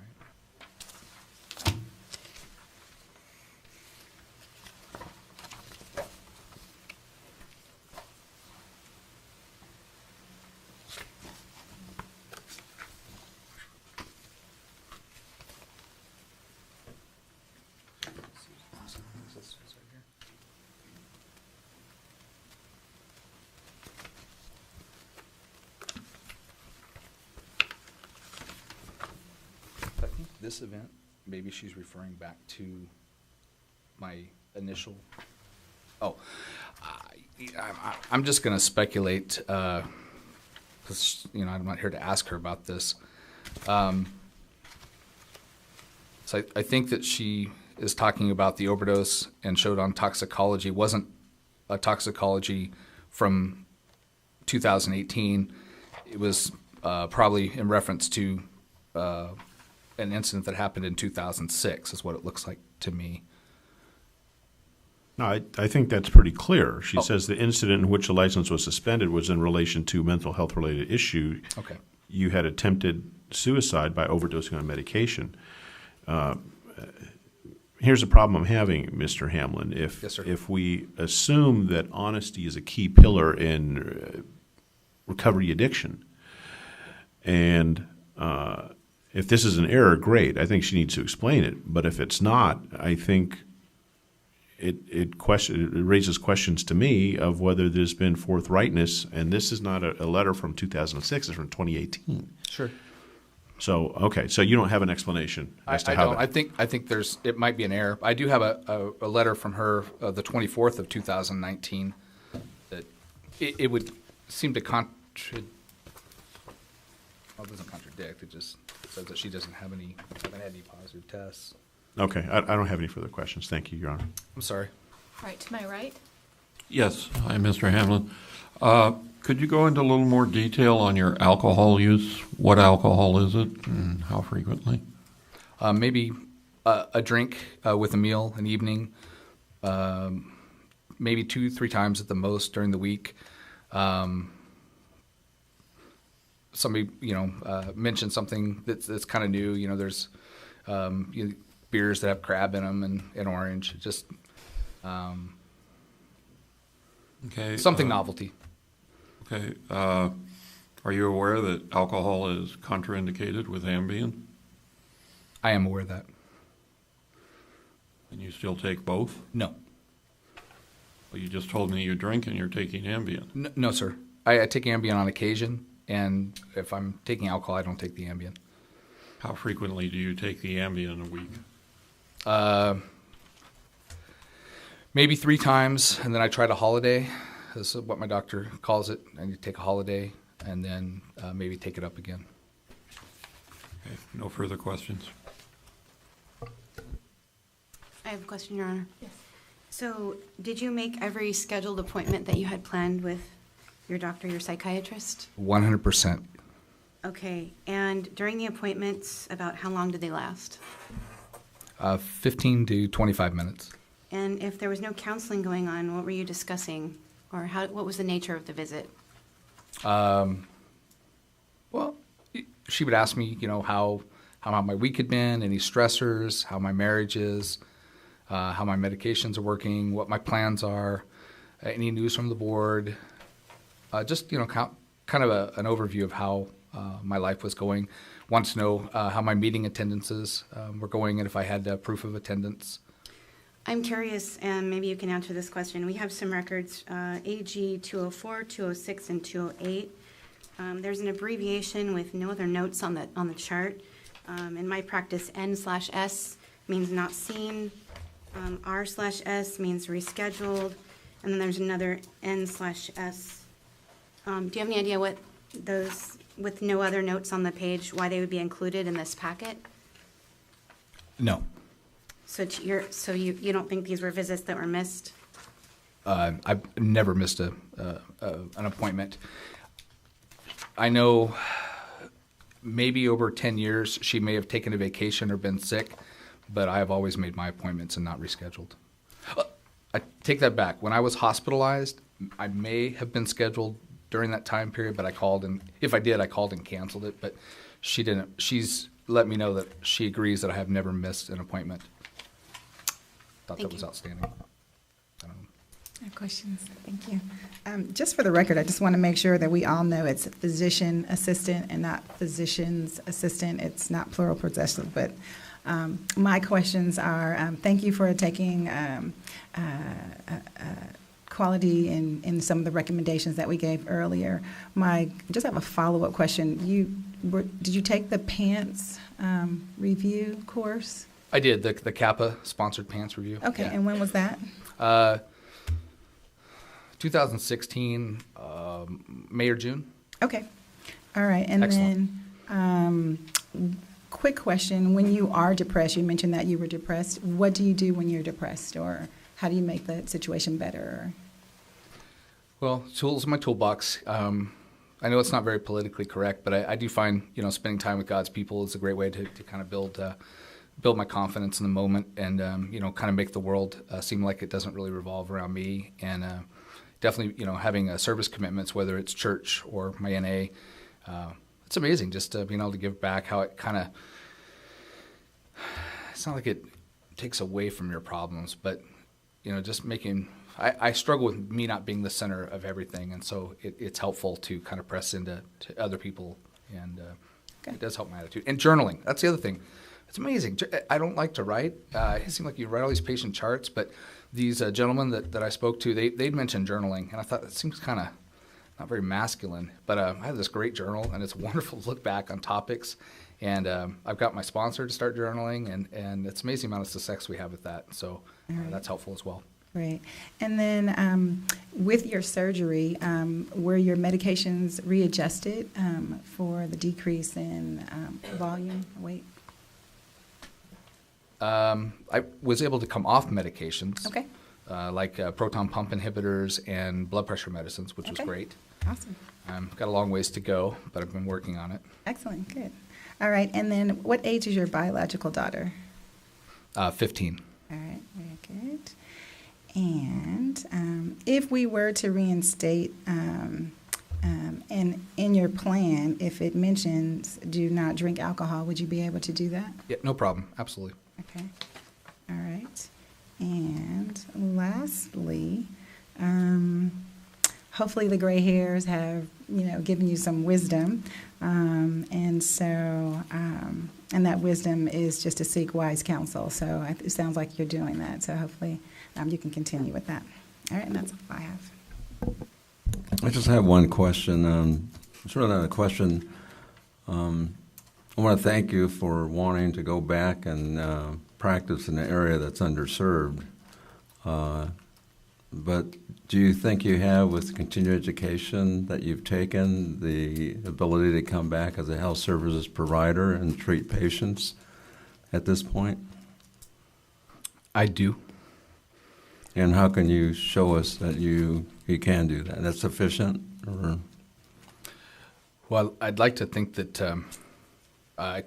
you guys gave really good recommendations when I applied previously. And so I made a big change starting in 2014 and really plugged in with clinical-based continuing education, paid-for based continuing education that met what my wife, as physicians would have to maintain with their CMEs. The PANRE, it was kind of an eye-opener. I thought I did pretty well when I took the test the first time, but there were a lot of just changes in medicine, and so I thought those board questions on the practice exam at the PANRE review was really helpful, and as best I can. I agreed in my stipulation not to do patient care, but I think that I've been fortunate to still be involved in a household where patient care is talked about and discussed, and so it's not something that's foreign with me. Thank you. Your Honor, I have a follow-up question. So did you say you take your Ambien sort of as needed, or you take drug holidays, or? Correct. How often, how many days a week would you say you take your Ambien? Probably 3 days a week. 3 days a week.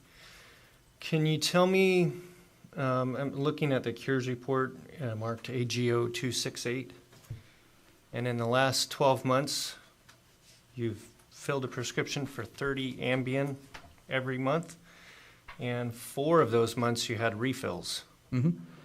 What's happening with all that extra Ambien? I have some at home.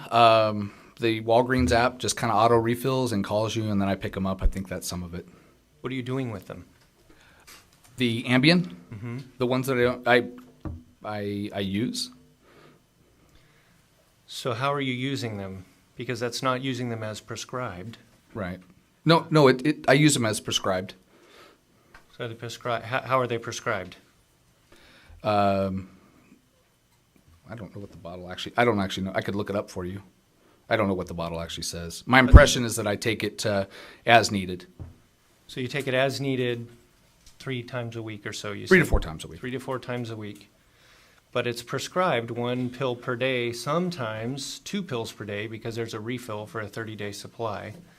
So that doesn't add up, right? So there should be an excess of medicine left over every month. Yet you're filling the prescriptions every month and sometimes refills. I want to know if you can tell me what's happening to all those extra pills. They're at home? Do you have a giant stockpile of Ambien at home? No. Okay. I probably end up with maybe 6 pills, when a prescription's due.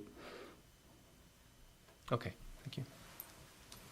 Can I ask one more question, just for clarification? And maybe Mr. Hamlin's attorney can answer this, because this was one of the exhibits that was given to us, the petition for dismissal. So let's start with asking Mr. Hamlin, Hamlin. because we don't usually Oh, ask okay, the I'm attorney sorry. questions unless it's a clarifying question. It is a clarifying question, Why- because I'm not familiar with this. Okay, why don't you ask the question, then we'll go from there. Okay, the question is, with the petition for dismissal on the last page, I'm not clear on, there's a check mark that says request for reduction to, and there's some written scratch in there. It says denied, and I'm trying to understand what that means. Right, Mr. Hamlin, can you take a look at what's been marked as Exhibit C, the petition for dismissal, the last page of the document, and if you can please answer the question?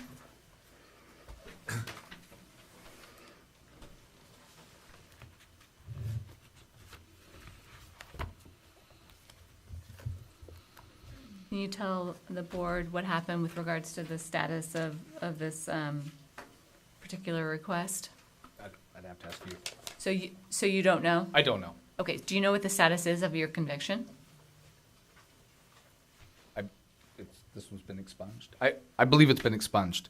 Right. Mr. Turner, were you the attorney that expunged the document, or the Yes. conviction? Yeah, I think I can answer the question. So if you look at that last page, the first box below order, that's where the judge has basically granted the petition. The case is dismissed pursuant to Penal Code Section 1203.4. That's what we classically call an expungement in California. So that was granted.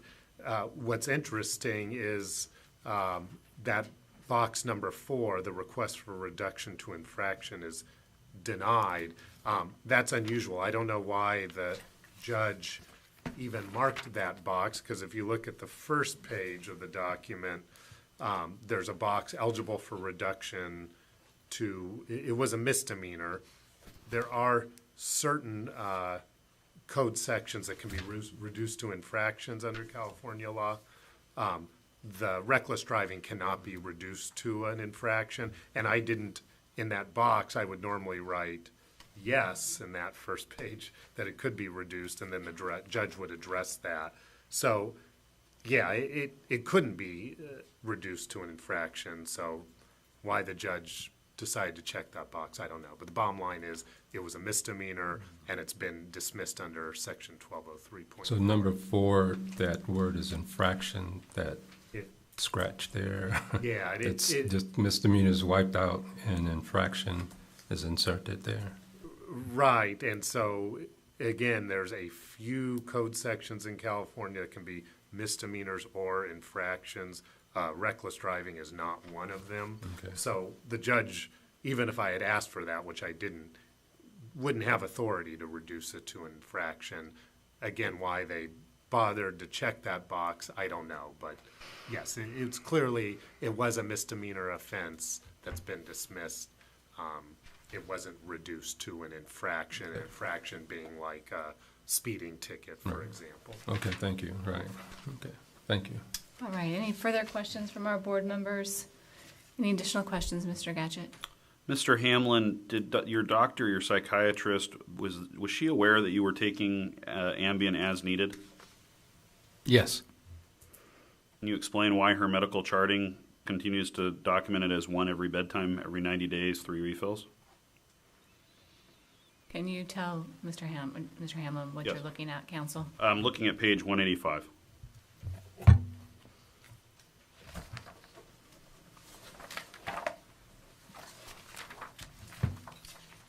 Let us know when you're there, please.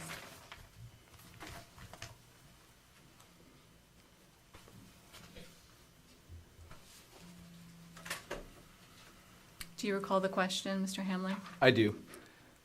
So she wrote 1 every night at bedtime with refills. And I don't take more than 1 at bedtime. I guess I'm confused. It doesn't say as needed, though. Is that correct? Not there. I did some simple math while Mr. Grant was asking you some questions. If you were taking 3 pills a week over an 11-month period, that'd come out to 154 pills. If you had 4 pills a week, that'd be 202 pills over an 11-month period. Prescriptions between April 2018 and February of 2019, you received 330 Ambien pills. So we'd be looking at potential waste based on what you're describing as needed of somewhere between 180 and 130 pills. So what are you doing with those pills, sir? Where do I even go with this? Mr. Hamlin, can you answer the question, Yeah, please? it just seems, it feels, I take them as she prescribes them. I don't have extras.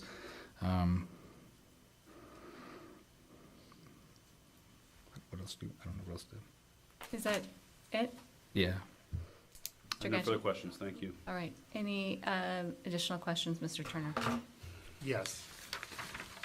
Mr. Hamlin, it was asked of you by the Deputy Attorney General, or he had asked you a question about you having a probation violation, I guess, for taking Ambien while you were in the Maximus program.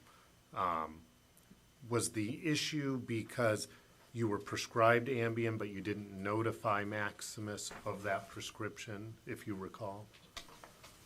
I don't recall. I know that Maximus was aware of everything that I'm being prescribed. They run a pretty tight ship there. I was not aware that Maximus wouldn't have allowed that. You were also asked about any additional therapy that you've done. Your wife mentioned doing some marriage therapy. Have you done that in the last few years? Oh, yeah, on a regular basis.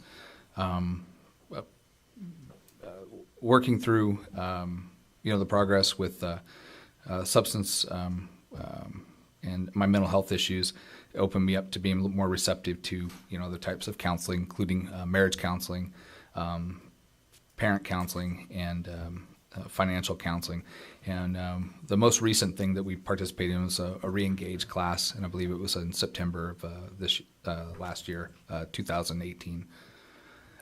Prior to moving to Reading, we were involved with a mentor couple, and the gentleman was Randy Malcolmus. He actually submitted a letter of recommendation as well, and we continued to meet with them. At the end was once a month, but in the beginning was at least once a week, and I found that very helpful.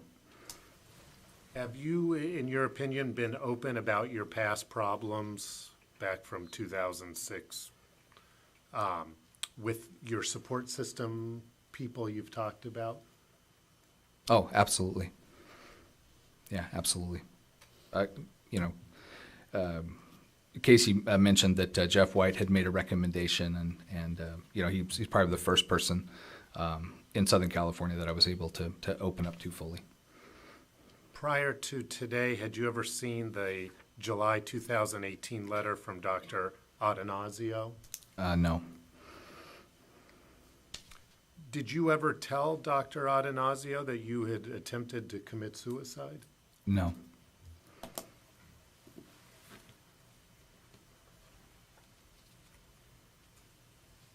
And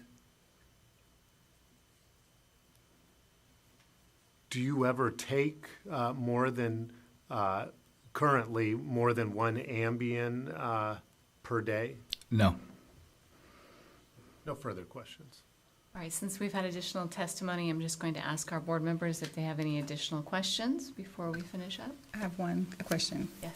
On the days that you are not taking your Ambien and the days that you also subsequently drink, how is your sleep and how do you feel on that day? I don't think we brought up, but I had a bariatric surgery in 2014, and I find that it's, just me personally, I find that my food digests a little easier on nights that I consume alcohol. So my sleep is okay. I feel like I sleep better on nights that I take Ambien. I feel more refreshed in the morning. Okay. All right, thank you. All right, Mr. Gadget. Sir, are you aware if alcohol is contraindicated with bariatric surgery? I'm not aware. No further questions, thank you. Mr. Turner? No further questions? All right, any further evidence from petitioner? No. All right. With that, all of the exhibits have been addressed, and I will now allow the parties to give, please, brief closing remarks. Mr. Turner. All right, thank you. And as the board's aware, there's certain criteria to evaluate cases like this. Business Professions Code Section 3530 addresses some of that criteria, as does Title 16, Section 1399.526. And I think if you look at that criteria based on the facts and evidence before you, I think it weighs in Mr. Hamlin's favor and that he's met his burden of proof. And I say that for, just to summarize a few important points. The conduct at issue is remote in time. We're talking about conduct between 2006 and very early 2009. So all of the conduct at issue is over 10 years old. So there's no doubt that it's remote in time.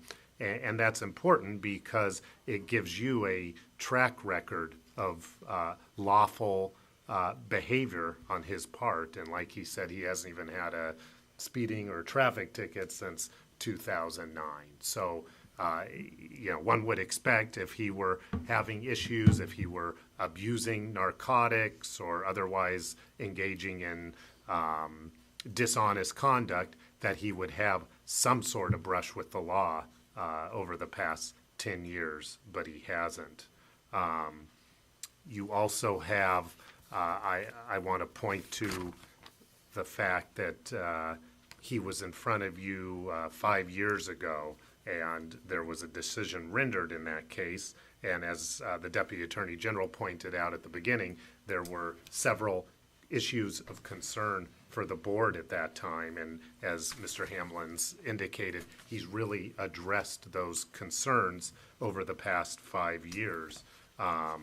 He has submitted letters from his disciples and support people. You have all of those, the letters that are in the binder, plus the letters we've provided today. So those speak for themselves. There was a concern that he was only seeing his psychiatrist twice a year. He's now seeing her twice a month. Not only is he seeing her twice a month, but he's submitting himself to random drug testing, about 12 to 14 a year. All of those tests have been negative. That's very important. He's prescribed 2 drugs by her, and he's taking those, and he's, as is, I think, very clear, he is relying on her authority and her expertise in terms of what he's doing. So if she tells him to jump, he says how high, and that's what he's been doing. And that's why you've gotten the letters from her where she indicates, essentially she is not concerned about him. And again, this is the person seeing him twice a month, who has access to cures, who's drug testing him, and who's an expert in the field. There was also a concern that he wasn't a member of Narcotics Anonymous 5 years ago, and he's addressed that issue. He's talked about that in length. He's submitted a letter from his sponsor, and so he's been extremely active in Narcotics Anonymous. So that concern has been addressed as well. And then there was also a concern about that he wasn't taking courses that would prepare him to jump back into the profession, and that's certainly an understandable concern from the board. And again, as he's stated and as we've presented to you, he has really addressed that issue since 2014, taking numerous it sounds to me, though I'm no physician assistant, it sounds to me like these are the very best of the best continuing education courses out there, and plus all the work he's done in conjunction with his wife, and her being a physician helps as well. Ultimately, when you look at all the factors at issue, as you know, the board's concern is the protection of the public, and I think given all of the evidence before you, the protection of the public will be adequately addressed if he's reinstated and placed on some period of probation that the board determines is appropriate, with all the appropriate terms and conditions of probation, which I would expect would include the standard drug conditions, where he's going to be continuing to do drug programs like Narcotics Anonymous regularly, as he's been doing. He'll be subjected to random and regular, probably weekly drug testing, and any other courses that the board determines necessary, and that would include any education courses, so that he is absolutely up to speed when he jumps back into the profession, additional continuing education, as he stated, he will do that, and then also he would be subjected to supervision requirements, I would imagine, so that, that he'll be watched closely by a supervisor at all times that he's back in the field, and if there's any concerns at all, that supervisor will know about it. And the board, that's the reason probation was set up, so that the board can take a close look at him and make sure that he is ready and fit to work again. And so with that, I think it's absolutely appropriate. I think he's met his burden of proof. I'm not sure what more he could do over the past 10 years, and specifically over the last 5 years since he was last in front of the board, to address the board's concerns. And I think absolutely the public will be adequately protected if he's given the standard probation for these sorts of cases. So thank you for your time. All right, Mr. Gatchett, closing remarks. Just briefly, as the court knows and as the board knows, the burden is on the petitioner to show by clear and convincing evidence that they've retained or maintained or returned back to a level of integrity. Statutes relating to licensed professions seek to maintain integrity and high standards and preserve public confidence in holders of a professional license. In this case, there are additional concerns that have been raised by today's hearing. Specifically with his psychiatrist, the July 2018 letter being in conflict with what Mr. Hamlin states actually occurred in the 2006 situation. The April 11th, 2018 progress note not referring to use of tramadol, specifically a potential plan or concern regarding whether there was a risk of abuse by having an opiate, nor referring back to the ER visit.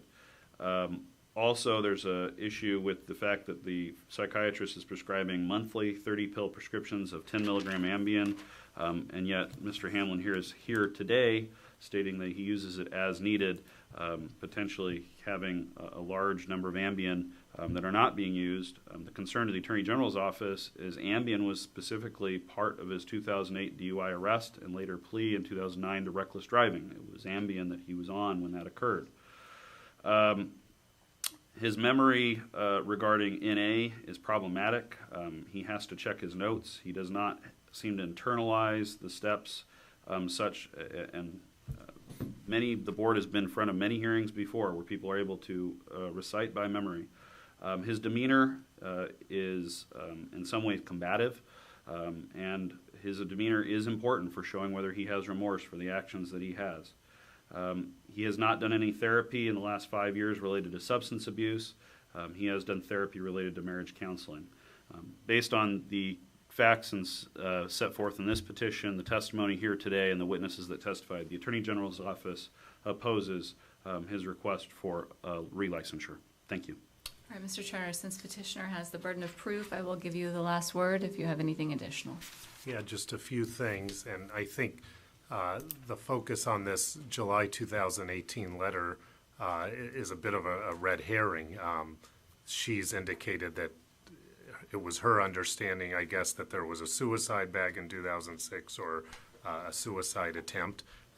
Mr. Hamlin never told her that. I'm assuming there was some miscommunication. I don't believe she was his therapist back then. He's testified that he's always been 100% honest with her, and I think based on everything in front of you, there's no reason to believe he's not 100% honest. I don't know what motive he would have to be disingenuous about that. He's been open about his problem with drugs since really back in 2006 when he entered into an agreement with the board, and has been, I think, very candid today. And that kind of leads me to, the claim that his demeanor is somehow concerning, or that I think he's been an open book. I think he's had a terrific demeanor this morning. This is no easy task to come before all of these people and go into skeletons in your past. And I'll reemphasize, these are skeletons in the past. We're talking about 2006 to 2009. It's been 10 years, and so I think that and any lack of memory could be attributable to that. But the bottom line is that he's subject to drug testing. He's under the regular care of a psychiatrist, as the board had requested last time. There's absolutely no evidence that he's has a problem with substances, and again, the track record over the last 10 years, the support letters, everything else you have in front of you attests to all of that. So again, the board can be more than assured of the protection of the public by reinstating and placing him on an appropriate term of probation. Thank you. All right, is the matter submitted for the board's consideration? Yes. Matter submitted, Mr. Gatchett. Matter submitted. Thank you, Your Honor. All right, matter submitted, and the record is closed. I will be sending, our Office of Administrative Hearings will send a copy of the signed protective order, so you'll get that in the mail off the record. All right, I have forms that give you information on how to obtain a transcript of the hearing. If you wish to get a transcript, once you get that form, you are free to go. Do you want to serve the copy of the protective order today, or? No, I will. You'll get that in the mail. Very good. Thank you, Your Honor. So can we recess for lunch then? Okay. So the board will recess for lunch. We'll be back at 1:30. Are we going to do closed session first? Is that okay with the board members? Want to take a break, or okay? Be in recess for 10 minutes for a break, and then. We need to read the agenda item into the record that we're We have to do that right now. going into closed session. I would like to break for lunch and then come back for closed session. To work. Okay. So the public knows that you're going into closed session for the record, just after lunch. Okay, after lunch, we'll be going into closed session.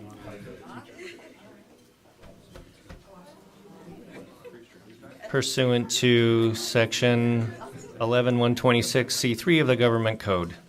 After lunch, we'll take a lunch break now until 1:30, and then we'll enter closed session at 1:30. We're in recess. That works? Okay.